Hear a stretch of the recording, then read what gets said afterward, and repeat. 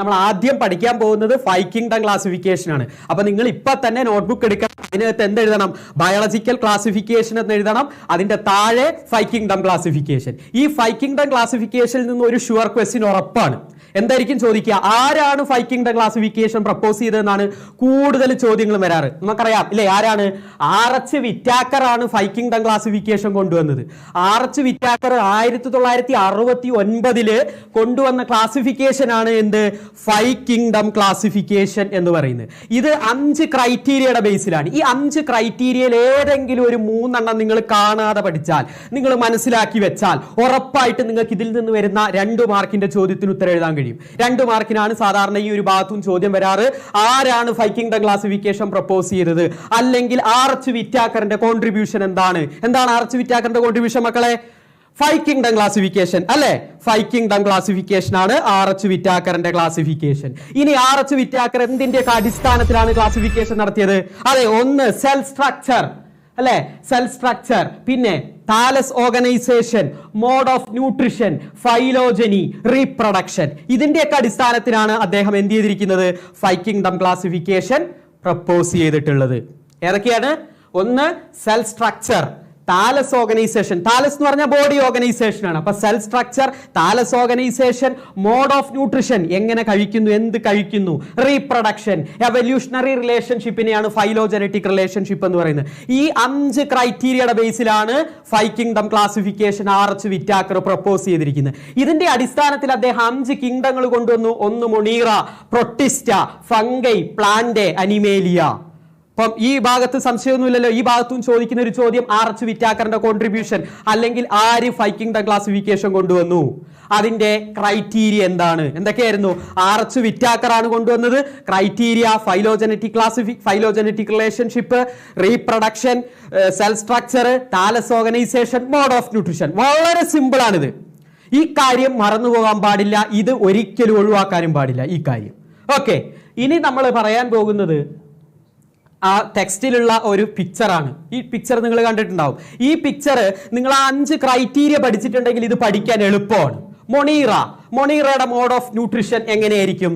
Mode of nutrition നോക്കിക്കഴിഞ്ഞാൽ Monera ഓട്ടോട്രോഫിക്കും എട്രോട്രോഫിക്കുമാണ്. സ്വന്തമായിട്ട് ഫുഡ് ഉണ്ടാക്കുന്ന മൊണീറ ഉണ്ട്, ബ്ലൂ ഗ്രീൻ ആൽഗെ. നിങ്ങൾ എക്സാമ്പിൾ ഒന്നും പഠിക്കണ്ട, ജസ്റ്റ് ഇങ്ങനെ മനസ്സിലാക്കിയാൽ മതി. Monera, mode of nutrition. നമ്മൾ 5 ക്രൈറ്റീരിയ മനസ്സിൽ ഓർത്ത് വെക്കുക. 5 അല്ലെങ്കിൽ 3 ക്രൈറ്റീരിയ നിങ്ങളുടെ മനസ്സിൽ ഓർക്കുക. ആ 3 ക്രൈറ്റീരിയ നിങ്ങളുടെ മനസ്സിലുണ്ടെങ്കിൽ ആ 3 ക്രൈറ്റീരിയ വെച്ച് നമുക്ക് ഇതിന്റെ ജനറൽ ക്യാരക്ടേഴ്സ് എളുപ്പം പഠിക്കാൻ പറ്റും. ഒന്ന്, ഞാനിപ്പോൾ പറഞ്ഞ പോലെ മോഡ് ഓഫ് ന്യൂട്രിഷൻ ആണ് നമ്മളുടെ മനസ്സിലുള്ളതെങ്കിൽ എന്തായിരിക്കും? ഓട്ടോട്രോപ്സും ഹെട്രോട്രോപ്സും ആയിരിക്കും. മൊണീറ ഓട്ടോട്രോപ്സും ഹെട്രോട്രോപ്സും ആയിരിക്കും. പ്രൊട്ടിസ്റ്റ ആണെങ്കിലും അതേപോലെ തന്നെ ആയിരിക്കും, ഓട്ടോട്രോപ്സും ഹെട്രോട്രോപ്സും ആയിരിക്കും. ഫംഗ ആണെങ്കിൽ ഹെട്രോട്രോപ്സ് മാത്രമാണ്, ഓട്ടോട്രോപിക് കണ്ടീഷൻ കാണിക്കാറില്ല. പ്ലാന്റ് ആണെങ്കിൽ ഫുൾ ഓട്ടോട്രോഫിക് കണ്ടീഷൻ ആണ്. അനിമേലിയ, നമ്മളൊക്കെ വരുന്ന കുടുംബം എന്തായിരിക്കും? ഹെട്രോട്രോപ്പ് ആയിരിക്കും. അപ്പൊ മോഡ് ഓഫ് ന്യൂട്രിഷൻ എന്ന് പറയുന്ന ക്യാരക്ടർ അതിന്റെ അടിസ്ഥാനത്തിൽ നമുക്ക് മനസ്സിലാക്കാം. Autotrophs and heterotrophs. Monera autotroph and heterotroph, protista autotroph ഹെട്രോട്രോപ്പും കാണിക്കും. പ്ലാന്റ് ഒള്ളി ഓട്ടോട്രോഫിക് കണ്ടീഷനെ കാണിക്കൂ. അനിമേലിയ ഹെട്രോട്രോഫിക് കണ്ടീഷൻ, അതുപോലെ തന്നെ ഫംഗസും ഹെട്രോട്രോഫിക് കണ്ടീഷനെ കാണിക്കുള്ളൂ. ഓക്കെ, അപ്പൊ ആ ഒരു ക്യാരക്ടർ നമുക്ക് ഓർത്തു വെച്ചു. സെൽ സ്ട്രക്ചർ എന്ന് പറയുമ്പോൾ 3 പ്രധാനപ്പെട്ട കാര്യങ്ങളാണ് സെൽ സ്ട്രക്ചറിൽ വരുന്നത്. ഒന്ന് സെല്ലിന്റെ ടൈപ്പ്, സെൽ വാള്, ന്യൂക്ലിയർ മെംബ്രെയിൻ. ഇത് 3 ചെല്ലുമ്പോഴാണ് ഒരു സെല്ല് സ്ട്രക്ചർ കംപ്ലീറ്റ് ആവുക.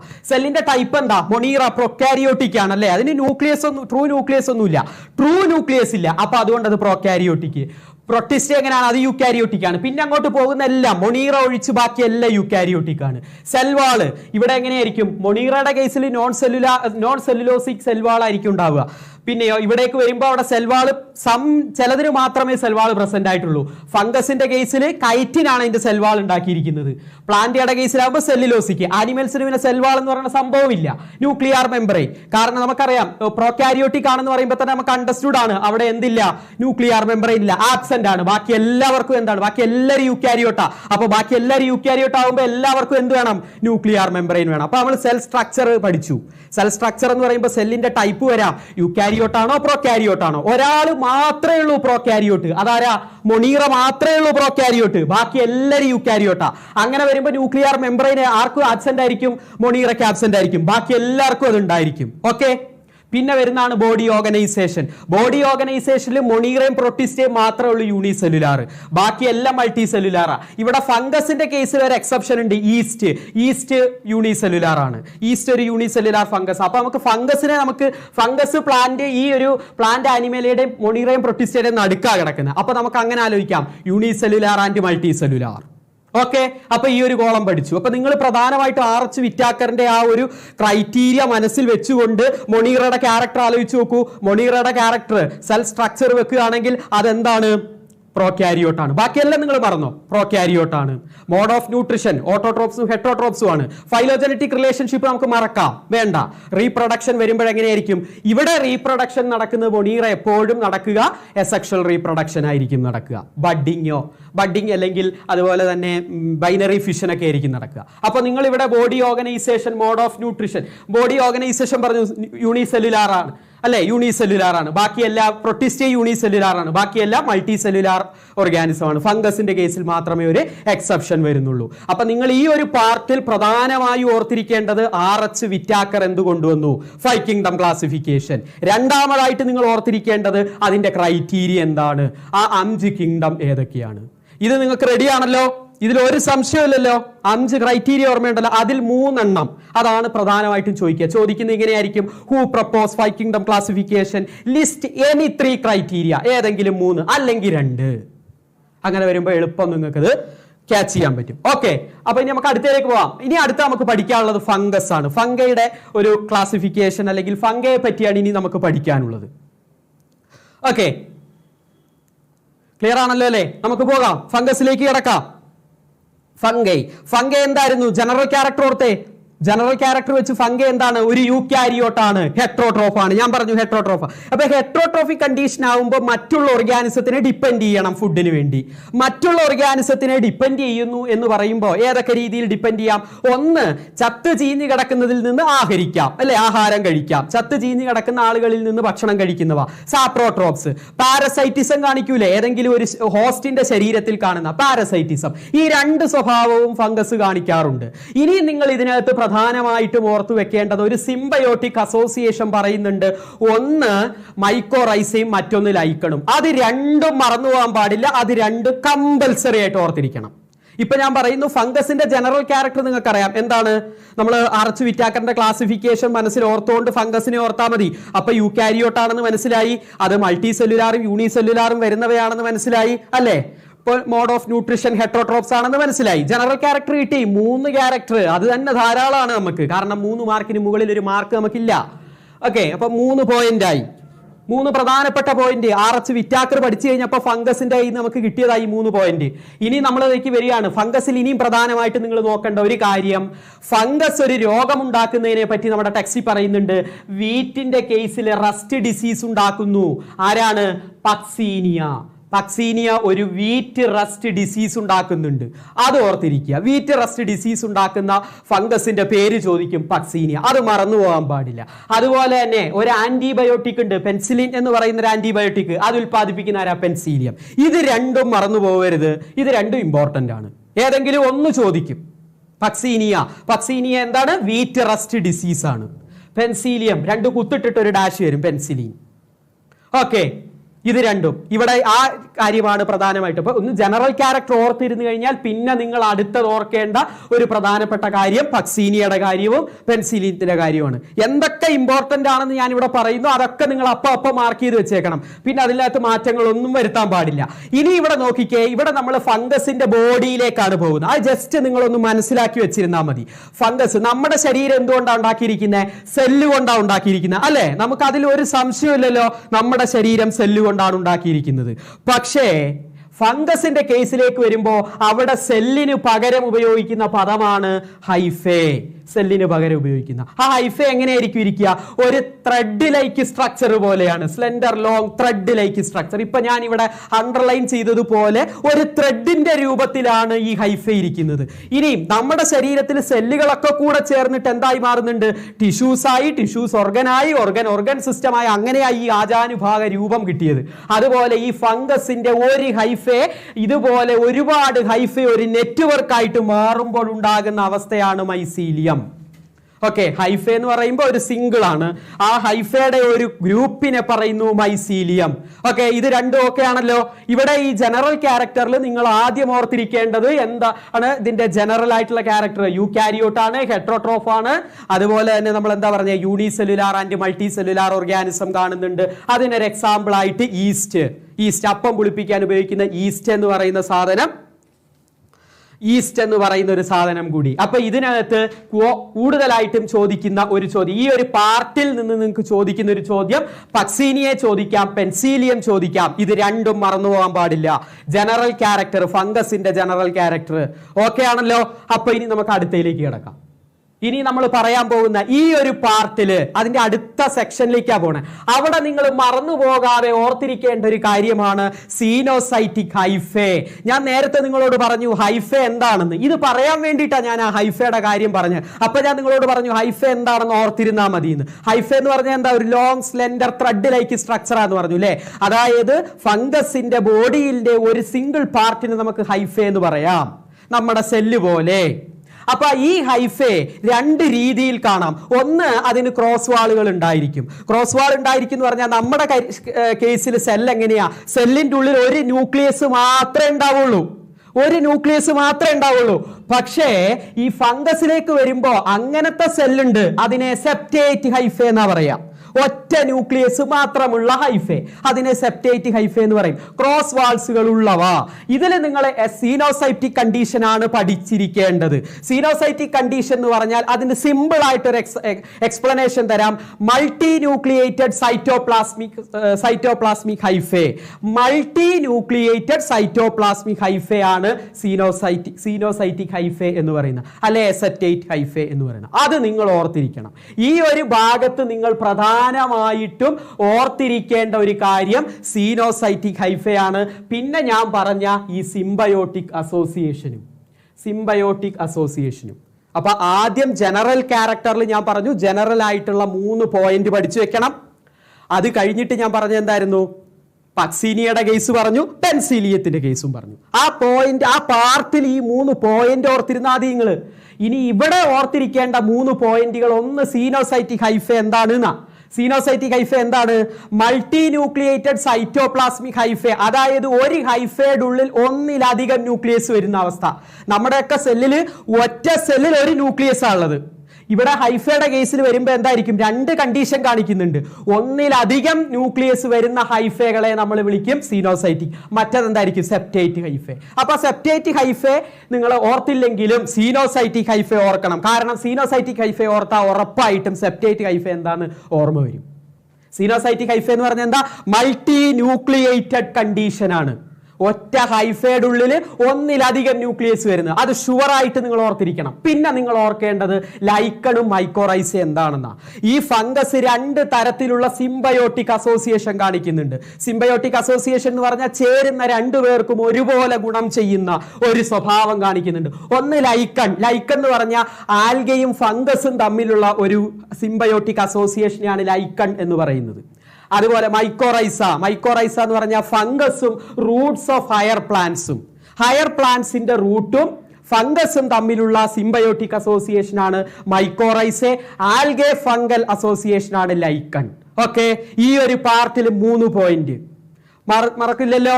ഏതൊക്കെയായിരുന്നു? സീനോസൈറ്റിക്, പിന്നെ ഒന്ന് പറഞ്ഞ ലൈക്കൺ, മൈക്കോറൈസെ. ഇത് 3 ഓർത്തിരുന്നാൽ മതി. ഓക്കെ, അടുത്തത്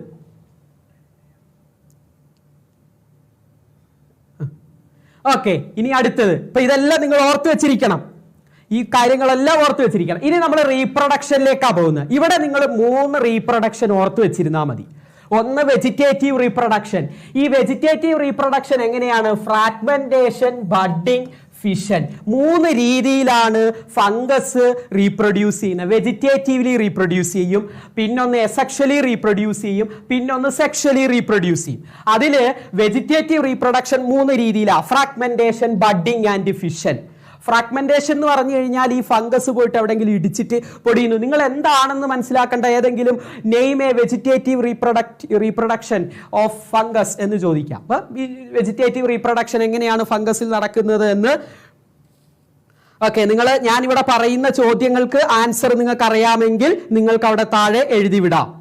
ഓക്കെ, അപ്പൊ ഒന്ന് വെജിറ്റേറ്റീവ് റീപ്രൊഡക്ഷൻ, എന്താണ് ഫ്രാഗ്മെന്റേഷൻ, പിന്നൊന്ന് ബഡ്ഡിംഗ്, ഫിഷൻ. ഈ 3 കാര്യങ്ങൾ അതിൽ ഓർക്കുക. എസെക്ഷൽ റീപ്രൊഡക്ഷൻ 3 സ്പോറുകൾ നിങ്ങൾ ഓർത്തിരിക്കണം. ഒന്ന് കൊണീഡിയ, അപ്ലാനോസ്പോർ, സൂസ്പോർ. സൂസ്പോർ എന്ന് പറഞ്ഞു കഴിഞ്ഞാൽ ഫ്ലജല്ലേറ്റഡ് സ്പോറാണ്. അപ്ലാനോസ്പോർ മൂവ് ചെയ്യാത്ത സ്പോർ. കൊണീഡിയ എന്ന് പറഞ്ഞ ഒരു കൊണീഡിയോപോർ എന്ന് പറയുന്ന ഒരു സ്ട്രക്ചറിന്റെ ഉള്ളിൽ കാണപ്പെടുന്ന ഒരു സ്ട്രക്ചറാണ് കൊണീഡിയ എന്ന് പറയുന്നത്. ഈ ഒരു 3 സ്പോർ നിങ്ങൾ ഓർത്തിരിക്കണം. എസെക്ഷൽ റീപ്രൊഡക്ഷൻ എങ്ങനെയാണ്? കൊണീഡിയ, എപ്ലാനോസ്പോർ, സൂസ്പോർ.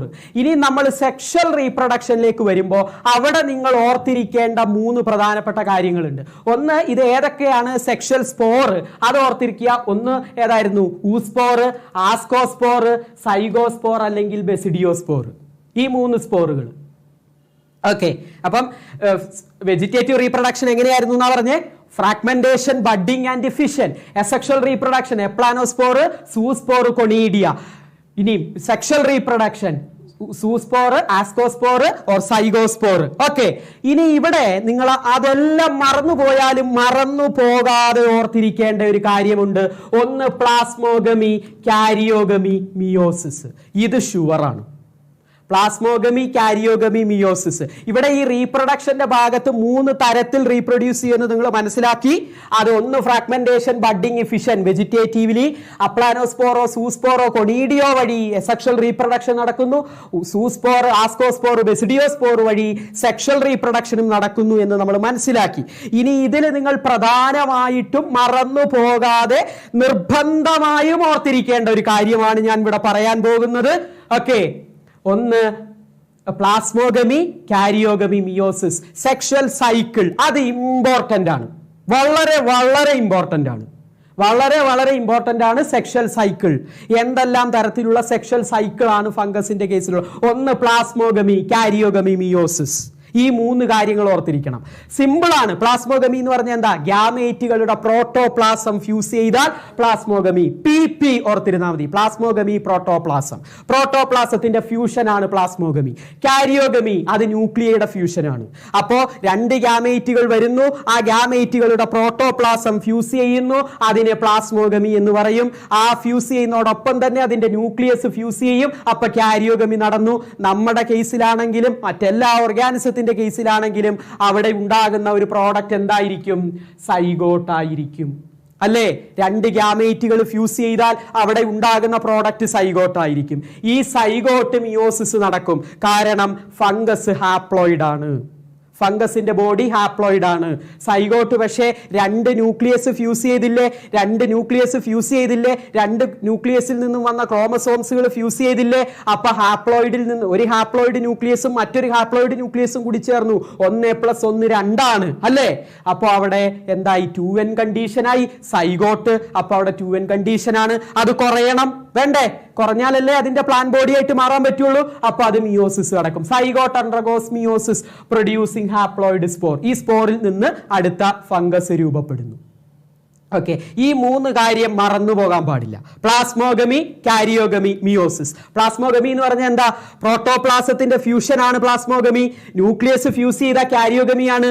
മിയോസിസ് നടക്കുന്നു. അതിന്റെ ഭാഗമായിട്ട് കാരിയോഗമിയുടെ ഭാഗമായിട്ടുണ്ടാകുന്ന സൈഗോട്ട് അത് മിയോട്ടിക് ഡിവിഷൻ. മിയോസിസ് എന്ന് പറഞ്ഞാൽ എന്താ? റിഡക്ഷൻ ഡിവിഷൻ, പകുതിയാകുക. ക്രോമസോമിന്റെ നമ്പർ പകുതിയാകുക. ഇത് 2n കണ്ടീഷൻ ആണ്. അത് n കണ്ടീഷനിലേക്ക് മാറണം. അതിനാണ് മിയോസിസ് നടക്കുന്നത്. ഈ 3 കാര്യം മറന്നു പോകാൻ പാടില്ല. ഓക്കെ ആണല്ലോ? ഇനി ഇവിടെ ഒരു വലിയ പ്രശ്നമുണ്ട്. ഒരു എക്സെപ്ഷണൽ കേസ് ഉണ്ട്. അതായത് ഇവിടെ നമുക്കൊരു ഡൈക്കാരിയോട്ടിക് ഫേസ് കാണാൻ പറ്റുന്നുണ്ട്. ബെസിഡിയോസ്പോസിലും ആസ്കോമൈസെറ്റ്സിലും ബെസിഡിയോമൈസെറ്റ്സിലുമാണ് ആ കണ്ടീഷൻ കാണിക്കുന്നത്. ആസ്കോമൈസെറ്റ്സ്, ബെസിഡിയോമൈസെറ്റ്സ് ആണ് ഈ കണ്ടീഷൻ കാണിക്കുന്നത്. ഡൈക്കാരിയോട്ടിക് സെല്ല് എന്താണ്? ഡൈക്കാരിയോട്ടിക് സെല്ല് അല്ലെങ്കിൽ ഡൈക്കാരിയോട്ടിക് സ്റ്റേജ് എന്താണെന്ന് ചോദിക്കും. അത് ഇത്രയേ ഉള്ളൂ. പ്ലാസ്മോഗമി നടക്കുമ്പോൾ നമ്മൾ പഠിച്ച എന്താണ്? കാരിയോഗമി നടക്കും എന്നാ പഠിച്ചത്. പക്ഷെ ഇവിടെ സംഭവിക്കുന്ന എന്താന്ന് വെച്ചാല് ഈ ആസ്കോമൈസെറ്റ്സിന്റെയും അതുപോലെ ബെസിഡിയോമൈസെറ്റ്സിന്റെയും കേസിൽ പ്ലാസ്മോഗമി കഴിഞ്ഞാൽ കാരിയോഗമി നടക്കില്ല. കാരിയോഗമി നടക്കില്ല. 2 ഗ്യാമേറ്റുകളും കൂടി വരുന്നു, അതിന്റെ പ്രോട്ടോപ്ലാസം മാത്രമേ ഫ്യൂസ് ചെയ്യത്തുള്ളൂ. കാരിയോഗമി നടക്കൂല. ആ കാരിയോഗമി നടക്കാതെ വരുമ്പോൾ അവിടെ കിട്ടുന്ന റിസൾട്ടൻ പ്രോഡക്റ്റിനെ പറയുന്ന പേരാണ് ഡൈകാരിയോട്ടിക് സെല്ല്. ഡൈ 2, കാരിയോട്ടിക് നമ്മൾ പറഞ്ഞു കാരിയോഗമി ന്യൂക്ലിയസ് ആണ്. അപ്പോൾ ഇവിടെ എന്തായിരിക്കണം? കാരിയോട്ടിക് ന്യൂക്ലിയസ് അല്ലേ? കാരിയോഗമി ന്യൂക്ലിയസിന്റെ ഫ്യൂഷൻ അല്ലേ? അപ്പൊ ഡൈകാരിയോട്ട് എന്തായിരിക്കണം? കാരിയോട്ടിക് എന്ന് പറഞ്ഞാൽ അത് ന്യൂക്ലിയസ് ആണ് അർത്ഥം. ഡൈകാരിയോട്ടിക് 2 ന്യൂക്ലിയസ് ഉള്ള സെല്ല്. ഒരു സെല്ലിന്റെ ഉള്ളിൽ 2 ന്യൂക്ലിയസ് വന്നാൽ അതിനെ നമ്മൾ ഡൈകാരിയോട്ടിക് സെൽ എന്ന് വിളിക്കും. വളരെ സിമ്പിൾ ആണല്ലോ. ആസ്കോമൈസെറ്റ്സിനും ബെസിഡിയോമൈസെറ്റ്സിനും മാത്രമാണ് ഇങ്ങനെ ഒരു കണ്ടീഷൻ ഉള്ളത്. ആസ്കോമൈസെറ്റ്സിനും ബെസിഡിയോമൈസെറ്റ്സിനും മാത്രം. ഓക്കെ, അപ്പൊ ഇതാണ് റീപ്രൊഡക്ഷന്റെ കാര്യത്തിൽ പ്രധാനമായിട്ട് ഓർത്തിരിക്കേണ്ടത്. Karyogamy, plasmogamy, karyogamy, meiosis, dikaryotic cell. ഷുവറായിട്ടും ഈ ഭാഗത്ത് നിന്നൊരു ചോദ്യം ഉണ്ടായിരിക്കും. ഈ ഡൈകാരിയോട്ടിക് സെല്ല് മറന്നുപോകാൻ പാടില്ല. ഡൈകാരിയോട്ടിക് സെല്ല് എന്ന് പറഞ്ഞാൽ എന്താ? കാരിയോഗമി നടക്കില്ല, പ്ലാസ്മോഗമി മാത്രമേ നടക്കുകയുള്ളൂ. അതിന്റെ ഭാഗമായിട്ട് ഒരു സെല്ലിൽ 2 ന്യൂക്ലിയസ് ഉള്ള ഒരു കണ്ടീഷൻ ഉണ്ടാകുന്നു. അതിനെ ഡൈകാരിയോട്ടിക് സെല്ല് എന്ന് വിളിക്കുന്നു. പിന്നെ ഞാൻ പറഞ്ഞു കാരിയോഗമി എന്താണെന്ന് പറഞ്ഞു. ന്യൂക്ലിയസിന്റെ ഫ്യൂഷൻ ആണ്. പ്ലാസ്മോഗമി സൈറ്റോപ്ലാസത്തിന്റെ ഫ്യൂഷൻ ആണ്. അതിന്റെ ഭാഗമായിട്ടുണ്ടാകുന്ന സൈഗോട്ടിന്റെ റിഡക്ഷൻ ഡിവിഷൻ, ഹാപ്ലോയിഡ് സ്പോർ ഉണ്ടാക്കാനുണ്ടാവുന്ന ആ ഡിവിഷൻ, അതിനെ മിയോസിസ് എന്ന് പറയുന്നു.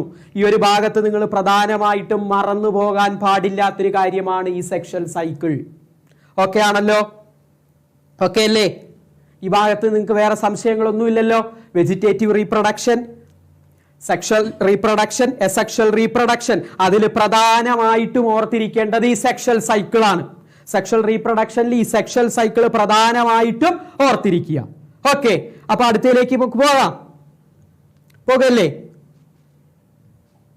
ഇനി നമ്മൾ വൈറസ്, വിറോയിഡ്സ്, പ്രിയോൺസ്, ലൈക്കൺസ്, ഇത്രയും പേര് നിങ്ങൾ കാണുമ്പോൾ ഇതെല്ലാം കൂടെ പഠിക്കണോ എന്നോർത്ത് പേടിക്കേണ്ട. വൈറസ് മാത്രം പഠിച്ചാൽ മതി. 25ഉം 26ഉം പേജുകൾ പഠിച്ചാൽ മതി എന്നാണ് ഫോക്കസ് ഏരിയയിൽ തന്നിരിക്കുന്നത്. അപ്പൊ അവിടെ വൈറസിനെ പറ്റി മാത്രമേ അതിൽ പറയുന്നുള്ളൂ. വൈറസ് മനസ്സിലാക്കി വെച്ചിരുന്നാൽ മാത്രം മതി. ഇപ്പൊ വൈറസ് നമുക്കറിയാം 5 കിങ്ഡം ക്ലാസിഫിക്കേഷനിൽ വിറ്റാക്കർ ഉൾപ്പെടുത്തിയിട്ടില്ല. അത് കാരണം അവ നോൺ സെല്ലുലാർ ആണ്, അവർക്ക് സെല്ലില്ലാത്തത് കൊണ്ടാണ് അങ്ങനെ പെടുത്തിയിരിക്കുന്നത്. ഇവിടെ നിങ്ങൾ പ്രധാനമായിട്ടും ഇവാനോസ്കിയെ ഓർത്തിരിക്കണം. ഇവാനോസ്കിയാണ് വൈറസ് എന്ന് പറയുന്ന നെയിം കൊടുത്തിരിക്കുന്നതെന്നാണ് നമ്മുടെ പുതിയ NCERT ടെക്സ്റ്റ് പറയുന്നത്. പഴയ NCERT ടെക്സ്റ്റിൽ പാസ്റ്റർ ആയിരുന്നു, അത് തിരുത്തി പുതിയ NCERT ടെക്സ്റ്റ് വന്നിട്ടുണ്ട്. പുതിയ NCERT ടെക്സ്റ്റിൽ DJ ഇവാനോസ്കിയാണ് വൈറസ് എന്ന് പറയുന്ന നെയിം കൊടുത്തിരിക്കുന്നത്. ആ എല്ലാ പ്രാവശ്യവും ചോദിക്കുന്ന ഒരു ചോദ്യമാണ്. അപ്പൊ ഇപ്രാവശ്യത്തെ NCERT ടെക്സ്റ്റ് വെച്ച് തന്നെ പഠിച്ചു പോകുക. DJ ഇവാനോസ്കിയാണ് വൈറസിന് പേര് കൊടുത്തിരിക്കുന്നത്. അതുപോലെ തന്നെ അദ്ദേഹമാണ് ഈ ടൊബാക്കോയിൽ ഉണ്ടാകുന്ന മൊസൈക് ഡിസീസിന് കാരണമാകുന്നത് ബാക്ടീരിയനേക്കാൾ ചെറിയ ഒരു ഓർഗാനിസമാണ്. ബാക്ടീരിയയുടെ ഫിൽറ്ററിലൂടെ, ബാക്ടീരിയ പ്രൂഫ് ഫിൽറ്റേഴ്സിലൂടെ കടന്നു പോകാൻ പറ്റുന്ന ഒരു ചെറിയ ഓർഗാനിസം ഉണ്ട്. ആ ഓർഗാനിസമാണ് ടൊബാക്കോയിൽ ഈ മൊസൈക് ഡിസീസ് ഉണ്ടാക്കുന്നത്. പുകയിലെ ചെടിയിൽ ഈ ഒരു മൊസൈക്ക് രോഗം ഉണ്ടാക്കുന്നത് എന്ന് കണ്ടെത്തിയതും DJ ഇവാനോസ്കിയാണ്. ബെർജനിക്കിയുടെ കാര്യം മറന്നുപോകാൻ പാടില്ല. അദ്ദേഹം പറഞ്ഞ എന്താണ്? ഈ രോഗമുള്ള ടൊബാക്കോയിൽ നിന്ന് അതിന്റെ ഫ്ലൂയിഡ് എടുത്തിട്ട് രോഗമില്ലാത്തതിൽ കുത്തിവെച്ച് കഴിഞ്ഞാൽ അവയ്ക്കും രോഗമുണ്ടാകും. ആ ഫ്ലൂയിഡിനെ കണ്ടീജിയം വൈവം ഫ്ലൂയിഡം എന്നാണ് പറയുന്നത്, അല്ലെങ്കിൽ ഇൻഫെഷ്യസ് ലിവിങ് ഫ്ലൂയിഡ്. അപ്പൊ ബെർജനിക്കിയെ ഓർത്തിരിക്കണം. ഇവിടെ നിങ്ങൾ ഓർക്കേണ്ടത് 1 ഇവാനോസ്കി, 2 ബെർജനിക്കി. ഇവാനോസ്കിയാണ് വൈറസ് എന്ന് പറയുന്ന ഒരു ടേം കൊണ്ടുവന്നതെന്നും അതുപോലെ തന്നെ മൊസൈക്ക് ഡിസീസ്, ടൊബാക്കോയിലെ മൊസൈക്ക് ഡിസീസ് ഉണ്ടാക്കുന്നതും വൈറസ് ആണെന്ന് കണ്ടെത്തിയതും ആരാണ്? ഇവാനോസ്കിയാണ്. ബെർജനിക്ക് പറയുന്നത് എന്താണ്? അദ്ദേഹം എന്ത് ചെയ്തു? ഈ രോഗമുണ്ടായിരുന്ന ടൊബാക്കോയിൽ നിന്ന് അതിൻ്റെ ഈ മരുന്നെടുത്തിട്ട് അല്ലെങ്കിൽ അതിൻ്റെ എക്സ്ട്രാക്ട് എടുത്തിട്ട് ആ എക്സ്ട്രാക്ട് ഹെൽത്തി ആയിട്ടുള്ള പ്ലാന്റിലേക്ക് കുത്തിവെച്ച് കഴിഞ്ഞപ്പോൾ ആ പ്ലാന്റിന് അസുഖം ഉണ്ടായി. അപ്പോൾ ആ പ്ലാന്റിന്റെ ആ ഫ്ലൂയിഡിനെ പറയുന്ന പേരാണ് കണ്ടീജിയം വൈവം ഫ്ലൂയിഡം, ഇൻഫെഷ്യസ് ലിവിങ് ഫ്ലൂയിഡ്. ഈ ഒരു പേരും ഈ ബെർജനിക്കിയുടെ പേരും കൂട്ടി ഓർത്തിരിക്കുക. അപ്പൊ ഈ ഒരു സ്ഥലത്ത് ഇവാനോസ്കിയെയും ബെർജനിക്കിയെയും ഓർക്കുക. Ivanovsky virus, tobacco mosaic virus, ഈ 2. ടൊബാക്കോ മൊസൈക് ഡിസീസ്, ടൊബാക്കോയിൽ ഉണ്ടാകുന്ന മൊസൈക് ഡിസീസ് ഉണ്ടാക്കുന്ന വൈറസിനെ അദ്ദേഹം വിളിച്ച പേരാണ് ടൊബാക്കോ മൊസൈക് വൈറസ്. അപ്പൊ ആ ഒരു കാര്യം ഓർത്തിരിക്കുക. ബെർജനിക്കി കണ്ടീജിയം വൈവം ഫ്ലൂയിഡം. ഓക്കെ ആണല്ലോ? ഈ ഒരു ഭാഗത്ത് നിങ്ങൾ പ്രധാനമായിട്ട് ഓർത്തിരിക്കേണ്ടതാണ്. ഇനി അടുത്തത് വരുന്നു സ്റ്റാൻലിയാണ് ഒരു വലിയൊരു ബ്രേക്ക് ത്രൂ നമ്മുടെ വൈറസിന്റെ കേസിൽ ഉണ്ടാക്കുന്നത്. അദ്ദേഹം പറഞ്ഞു വൈറസിനെ നമുക്ക് ക്രിസ്റ്റലൈസ് ചെയ്യാൻ പറ്റും. അതിനെ ക്രിസ്റ്റലൈസ് ചെയ്ത് കഴിഞ്ഞപ്പോൾ വൈറസിന്റെ സ്ട്രക്ചർ നമുക്ക് മനസ്സിലാക്കാൻ സാധിച്ചു. വൈറസിന് സെല്ലില്ല, അതിന് പകരമായിട്ട് വൈറസിനുള്ളത് ഒരു പ്രോട്ടീൻ കോട്ടാണുള്ളത്. ആ പ്രോട്ടീൻ കോട്ടാണ് ആ സാധനത്തിനുള്ളത് എന്ന് കണ്ടെത്തിയത് ആരാണ്? WM സ്റ്റാൻലിയാണ്. WM സ്റ്റാൻലിയാണ് പറഞ്ഞത് ക്രിസ്റ്റലൈസ് ചെയ്യാൻ പറ്റും, വൈറസ് കുഡ് ക്രിസ്റ്റലൈസ്. ആ ക്രിസ്റ്റലൈസ് ചെയ്ത് കഴിഞ്ഞപ്പോൾ ലാർജ് പ്രോട്ടീൻസ് ആണ് കിട്ടിയത്. ആ പ്രോട്ടീൻ്റെ ഉള്ളിൽ ജനറ്റിക് മെറ്റീരിയലും ഉണ്ടായിരിക്കും. അതാണ് സ്റ്റാൻലിയുടെ കണ്ടുപിടുത്തം. ഓക്കെ, പിന്നെ വൈറസിന്റെ ജനറ്റിക് മെറ്റീരിയലിലേക്ക് പോകുന്നു. അപ്പോൾ പ്രോട്ടീൻ കോട്ടും അതിൻ്റെ ഉള്ളിൽ ഒരു ജനറ്റിക് മെറ്റീരിയലും. 2 തരത്തിലുള്ള ജനറ്റിക് മെറ്റീരിയൽ ആണുള്ളത്, ന്യൂക്ലിക് ആസിഡ് ആണുള്ളത്. ഏതൊക്കെയാ? ഒന്ന് RNAയും DNAയും. അപ്പൊ ഇവിടെ നിങ്ങൾ ഓർത്തിരിക്കേണ്ട ഒരു കാര്യം, പ്ലാന്റിനെ എപ്പോഴും അഫക്റ്റ് ചെയ്യുന്ന വൈറസ് അത് ഒരു സിംഗിൾ സ്ട്രാൻഡഡ് RNA വൈറസ് ആയിരിക്കും. സിംഗിൾ സ്ട്രാൻഡഡ് RNA വൈറസ് ആണ് പ്ലാന്റിനെ എപ്പോഴും ബാധിക്കുക. ആനിമലിനെ ആകുമ്പോൾ സിംഗിൾ സ്ട്രാൻഡഡോ ഡബിൾ സ്ട്രാൻഡഡോ ആയിട്ടുള്ള RNAയോ DNAയോ ആകാം. ഓക്കെ, അപ്പൊ RNA വൈറസും DNA വൈറസും ആനിമൽസിനെ ഉപദ്രവിക്കും. നമ്മളൊക്കെ ആനിമൽസ് ആണ്, നമ്മളെ RNA വൈറസ് ഇപ്പോൾ ഉപദ്രവിച്ചുകൊണ്ടിരിക്കുക അല്ലേ? COVID-19 എന്ന് പറയുന്ന കൊറോണ വൈറസ് ഒരു RNA വൈറസ് ആണ്. അല്ലാതെ തന്നെ ഒരുപാട് DNA വൈറസുകളും നമ്മളെ ഉപദ്രവിച്ചിട്ടുണ്ട്. നിപ്പ പോലെയുള്ള DNA വൈറസുകളും നമ്മളെ ഉപദ്രവിച്ചിട്ടുണ്ട് ഇല്ലേ? അപ്പോ ആനിമൽസിന്റെ കേസിലേക്ക് വരുമ്പോൾ DNA RNA വൈറസുകൾ രണ്ടും അവിടെ ഉപദ്രവകാരികളാണ്. എന്നാൽ പ്ലാന്റ്സിന്റെ കേസിൽ പ്ലാന്റ്സിനെ എപ്പോഴും ഉപദ്രവിച്ചുകൊണ്ടിരിക്കുന്ന ആൾ ആരായിരിക്കും? RNA വൈറസ് ആയിരിക്കും. പിന്നെ നിങ്ങൾ ഓർത്തിരിക്കേണ്ടത് ഇവന്റെ കാര്യമാണ്, ബാക്ടീരിയോഫേജ്. ഇവൻ ആരാണ്? ബാക്ടീരിയനെ ഉപദ്രവിക്കുന്ന വൈറസാ. ബാക്ടീരിയനെ ഉപദ്രവിക്കുന്ന വൈറസിനെയാണ് ബാക്ടീരിയോഫേജ് എന്ന് പറയുന്നത്. ഈ ബാക്ടീരിയോഫേജ് എന്താണ്? ഡബിൾ സ്ട്രാൻഡഡ് DNA വൈറസ് ആണ്. അതെപ്പോഴും ചോദിക്കാറുണ്ട്, അത് ഓർത്തിരിക്കണം. ബാക്ടീരിയോഫേജിന്റെ വൈറസ്, ആ ബാക്ടീരിയോഫേജ് എന്ന് പറയുന്ന വൈറസിന്റെ ജനറ്റിക് മെറ്റീരിയൽ എന്താണെന്ന് ചോദിക്കും. എന്താണ് അതിന്റെ genetic material? Double stranded DNA virus ആണ്. ഓക്കെ, അപ്പോൾ ഇത് ക്രിസ്റ്റലൈസ് ചെയ്തപ്പോൾ സ്റ്റാൻലിയാണ് ആ സാധനം ആദ്യമായിട്ട് കണ്ടുപിടിക്കുന്ന വൈറസിനെ ക്രിസ്റ്റലൈസ് ചെയ്യാമെന്ന്. അങ്ങനെ ക്രിസ്റ്റലൈസ് ചെയ്ത് കഴിഞ്ഞപ്പോഴാണ് നമുക്ക് ഈ ഒരു സംഭവങ്ങളൊക്കെ കിട്ടിയത്. എന്തൊക്കെയാ കിട്ടിയത്? ഒന്ന്, വൈറസിന് ഒരു പ്രോട്ടീൻ കോട്ടുണ്ട്, അതിൻ്റെ ഉള്ളിൽ ഒരു ജനറ്റിക് മെറ്റീരിയൽ ഉണ്ടായിരിക്കും. ജനറ്റിക് മെറ്റീരിയൽ ഒന്നെങ്കിൽ DNA ആകാം, RNA ആകാം. രണ്ടും കൂടെ ഒരുമിച്ചുള്ള ഒരു വൈറസ് ഇല്ല. DNA വൈറസുകൾ, RNA വൈറസുകൾ ആനിമൽസിനെ ഉപദ്രവിക്കും. RNA വൈറസുകൾ മാത്രമേ പ്ലാന്റിനെ ഉപദ്രവിക്കുകയുള്ളൂ. ബാക്ടീരിയനെ ഉപദ്രവിക്കുന്ന virus double stranded DNA virus ആണ്. അതിനെ ബാക്ടീരിയോഫേജ് എന്ന് വിളിക്കും. ഓക്കെ, ഇനി ഇതിന്റെ പ്രോട്ടീൻ കോട്ടിനെ വിളിക്കുന്ന പേര് കാപ്സിഡ് എന്നാണ്. ഇതിന്റെ പ്രോട്ടീൻ കോട്ടിനെ വിളിക്കുന്ന പേര് കാപ്സിഡ് എന്നാണ്. അതുണ്ടാക്കിയിരിക്കുന്നത് കാപ്സിയോമേഴ്സ് കൊണ്ടാണ്. കാപ്സിഡ് എന്ന് പറയുന്നതാണ് അതിന്റെ പ്രോട്ടീൻ കോട്ട്. ഇത്രയും കാര്യം ഓർത്തിരിക്കുക. അപ്പൊ ഈ ഒരു പാർട്ടിൽ നിങ്ങൾ ഓർക്കേണ്ടത് അനിമൽ വൈറസ് ഏതൊക്കെയാണ്, പ്ലാന്റ് വൈറസ് ഏതൊക്കെയാണ്, ബാക്ടീരിയോഫേജിന്റെ വൈറസ് ഏതൊക്കെയാണ്, പ്രോട്ടീൻ കോട്ടിനെ പറയുന്ന പേരെന്താണ്, അത് ഉണ്ടാക്കിയിരിക്കുന്ന സബ് യൂണിറ്റിന്റെ പേരെന്താണ്. കാപ്സിഡ് എന്നാണ് ആ പ്രോട്ടീൻ കോട്ടിനെ പറയുന്നത്. അതിന്റെ ഇൻഡിവിജ്വൽ യൂണിറ്റിനെ, സ്മോളർ യൂണിറ്റ്, അതൊരു സ്മോളർ യൂണിറ്റുകൾ കൊണ്ടാണ് ഉണ്ടാക്കിയിരിക്കുന്നത്. അതിനെ കാപ്സിയോമേഴ്സ് എന്നാണ് പറയുക. ഇത്രയും ഓർത്തിരുന്നാൽ മതി. പിന്നെ നിങ്ങൾ ഓർത്തിരിക്കേണ്ടത് വൈറസ് ഉണ്ടാക്കുന്ന കുറച്ച് രോഗങ്ങളാണ്. എയ്ഡ്സ്, ഹെർപ്പസ്, ഇൻഫ്ലുവൻസ ആനിമൽസിന് ഉണ്ടാക്കുന്ന രോഗങ്ങളാണ്. പ്ലാന്റിലാകുമ്പോഴോ സ്റ്റാൻഡേർഡ് ഗ്രോത്ത്, മൊസൈക്ക് രോഗം ഇല്ലേ? മൊസൈക്ക് രോഗം, സ്റ്റാൻഡേർഡ് ഗ്രോത്ത്, ലീഫ് റോള് ചെയ്യുക, ലീഫിന്റെ കളർ യെല്ലോ ആകുക, അതുപോലെ തന്നെ വെയിൻ വൈറ്റനിങ് ആവുക, ഇത്രയും വെയിൻ ക്ലിയറിങ്, ഇത്രയും കാര്യങ്ങൾ ആണ് പ്ലാന്റ്സിൽ. ഏതെങ്കിലും ഒരു 3 എണ്ണം പഠിച്ചു വെച്ചാൽ മതി. പ്ലാന്റ്സിന്റെ കേസിൽ ഒരു 3 എണ്ണം, ആനിമൽസിന്റെ കേസിൽ എയ്ഡ്സ്, ഹെർപ്പസ്, ഇൻഫ്ലുവൻസ 3 എണ്ണമായി ആനിമൽസിന്റെ കേസിൽ. പ്ലാന്റ്സിന്റെ കേസിലേക്ക് വരുമ്പോൾ ബാക്കിയൊന്നും പഠിക്കണ്ട, അത്ര മാത്രം. അപ്പൊ നമ്മൾ വൈറസിന്റെ കേസിൽ ഓർത്തിരിക്കേണ്ടത് DJ ഇവാനോസ്കിയെ പറ്റി ഓർക്കണം, ബെർജനിക്കിയെ പറ്റി ഓർക്കണം, സ്റ്റാൻലിയെ പറ്റി ഓർക്കണം. ബെർജനിക്ക് ചെയ്തത് എന്തായിരുന്നു? കണ്ടീജിയം വൈവം ഫ്ലൂയിഡം, ഇൻഫെഷ്യസ് ലിവിംഗ് ഫ്ലൂയിഡ്, അതാണത്. പിന്നെ സ്റ്റാൻലിയാണ് ക്രിസ്റ്റലൈസേഷൻ ഓഫ് വൈറസ് കൊണ്ടുവരുന്നത്. ഇവാനോസ്കിയാണ് എന്ത് ചെയ്തത്? ടൊബാക്കോ മൊസൈക്ക് വൈറസ്, അതുപോലെ തന്നെ വൈറസ് എന്ന് പറയുന്ന ടേം കൊണ്ടുവരുന്നത് അദ്ദേഹം തന്നെയാണ്. ഓക്കെ, പിന്നെ നിങ്ങൾ ഇവിടെ ഓർത്തിരിക്കേണ്ടത് വൈറസിന്റെ സ്ട്രക്ചറാണ്. വൈറസിന് ഒരു പ്രോട്ടീൻ കോട്ടുണ്ട്, അതിനെ കാപ്സിഡ് എന്ന് വിളിക്കും. അത് ഉണ്ടാക്കിയിരിക്കുന്നത് കാപ്സിയോമേഴ്സുകൾ കൊണ്ടാണ്. പിന്നെ നിങ്ങൾ ഓർത്തിരിക്കേണ്ട ഒരു പ്രധാനപ്പെട്ട കാര്യം, ഇതിനകത്ത് ജനറ്റിക് മെറ്റീരിയൽ ആണ്. ജനറ്റിക് മെറ്റീരിയൽ ഏതൊക്കെയാണ്?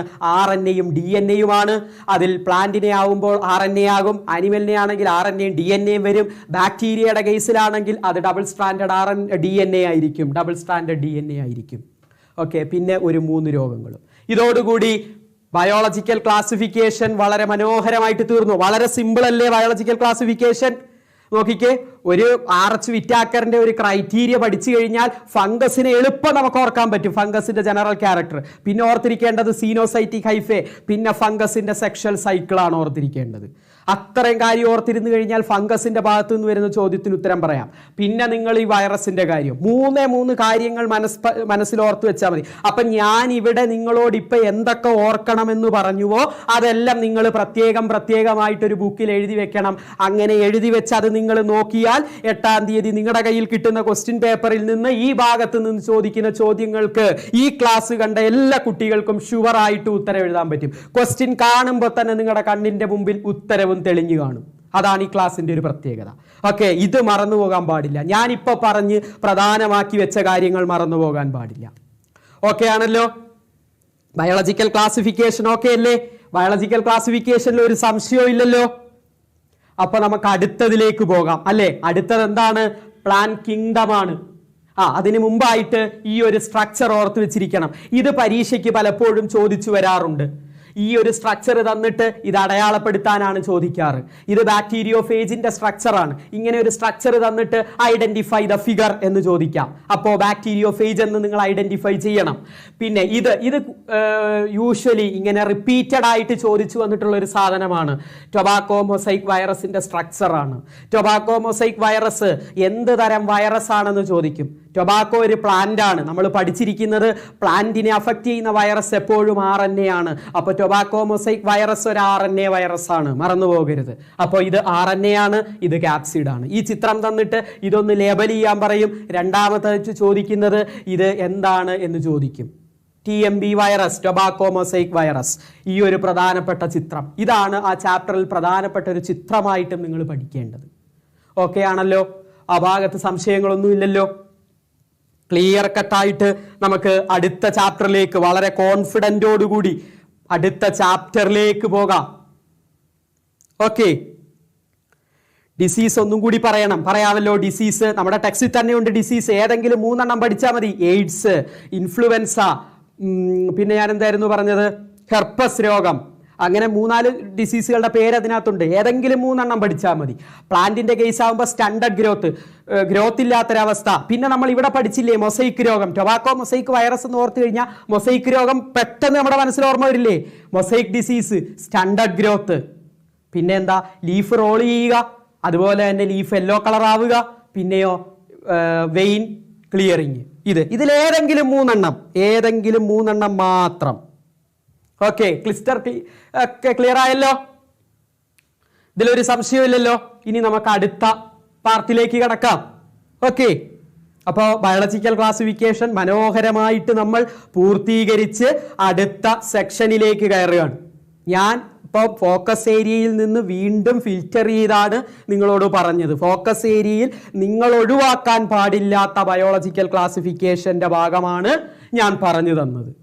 ഓക്കെ, ഇനി നമ്മൾ അടുത്തത് പോകാൻ പോകുന്നത് പ്ലാൻ കിങ്ഡം ആണ്. ഇവിടെ പ്ലാൻ കിങ്ഡത്തിൽ നമുക്ക് 2 പ്രധാനപ്പെട്ട കാര്യങ്ങളാണ് പഠിക്കാനുള്ളത്. ഒന്ന് ആൽഗയെ പറ്റിയും, പിന്നൊന്ന് നിങ്ങൾക്ക് പഠിക്കാനുള്ളത് ബ്രയോഫൈറ്റിനെ പറ്റിയുമാണ്. ഇവിടെയും ഞാൻ നിങ്ങളോട് പറയുന്നത് നിങ്ങൾ എന്ത് ചെയ്യാൻ പാടില്ല, ഒഴിവാക്കാൻ പാടില്ലാത്ത ഫോക്കസ് ഏരിയയുടെ കുറച്ച് ഭാഗങ്ങളാണ് പ്ലാൻ കിങ്ഡത്തിൻ്റെതും ഞാനിവിടെ പറയാൻ പോകുന്നത്.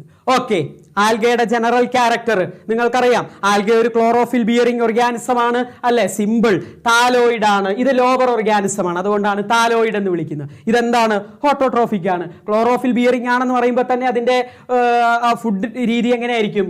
ഓട്ടോട്രോഫിക് ആണ്. ഓക്കെ, അപ്പൊ ഇവിടെ നിങ്ങൾ പ്രധാനമായിട്ടും ഓർത്തിരിക്കേണ്ട ഒരു കാര്യം എന്താണെന്ന് വെച്ചാൽ ഇതിന്റെ റീപ്രൊഡക്ഷൻ ആണ് പ്രധാനമായിട്ടും ഓർത്തിരിക്കേണ്ടത്.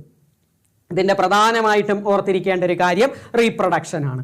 അതിൽ 1-2 എക്സാമ്പിൾസ് നിങ്ങൾക്ക് പഠിച്ചു വെക്കാം. Colonial form of algae, volvox ഒന്ന് പഠിച്ചു വെക്കുന്നത് നന്നായിരിക്കും. Colonial forms of algae, volvox, filamentous algae, volvothrix, spirogyra. ഇനി ഇതെല്ലാം നിങ്ങൾ മറന്നുപോയാലും ഈ റീപ്രൊഡക്ഷൻ മറന്നുപോകാൻ പാടില്ല. റീപ്രൊഡക്ഷൻ വളരെ ഇമ്പോർട്ടൻ്റ് ആണ്. റീപ്രൊഡക്ഷൻ അവിടെയാണ് പ്രധാനമായിട്ടും നമ്മൾ നോക്കേണ്ടത്. ഇവിടെ 3 തരത്തിൽ ആൽഗെ റീപ്രൊഡ്യൂസ് ചെയ്യും. ആൽഗയുടെ ജനറൽ ക്യാരക്ടർ ഓർത്ത് വെച്ചിരിക്കുക. ആൽഗയുടെ ജനറൽ ക്യാരക്ടർ ഞാൻ പറഞ്ഞു, ക്ലോറോഫിൽ ബിയറിംഗ് ആണ്, സിമ്പിൾ താലോയിഡ് ആണ്, ഓട്ടോട്രോഫിക് ആണ്. ഇത്ര ഓർത്തിരുന്നാൽ മതി, ഏതെങ്കിലും ഒരു 3 ക്യാരക്ടർ ഓർത്തിരുന്നാൽ മതി. ക്ലോറോഫിൽ ബിയറിംഗ് ആണെന്ന് പറയുമ്പോൾ തന്നെ നമുക്കറിയാം ഓട്ടോട്രോഫിക് ആണ്. ഒരു പോയിന്റ് പഠിച്ചാൽ അടുത്ത പോയിന്റ് കിട്ടി അവിടെ.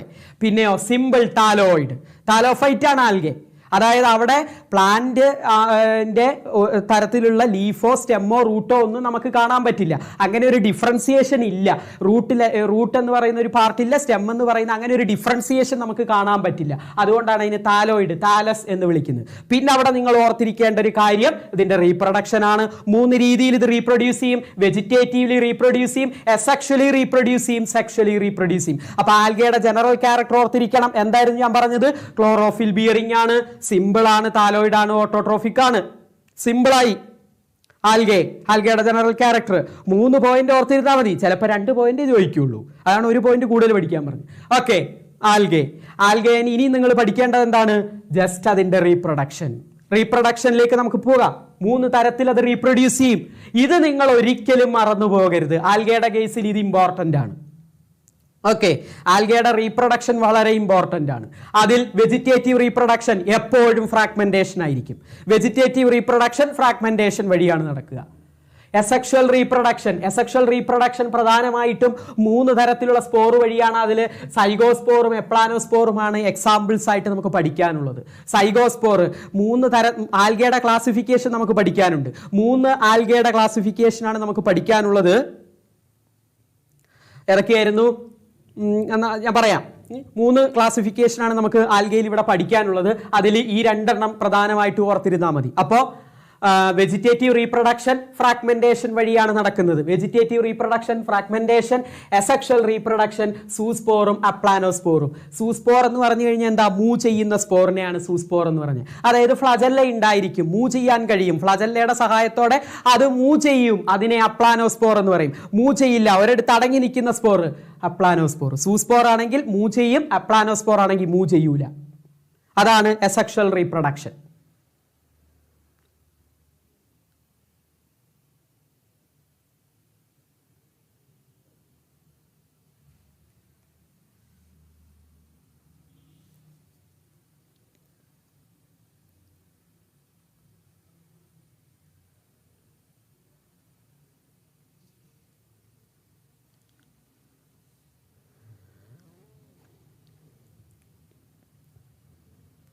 Okay, vegetative reproduction, asexual reproduction, sexual reproduction.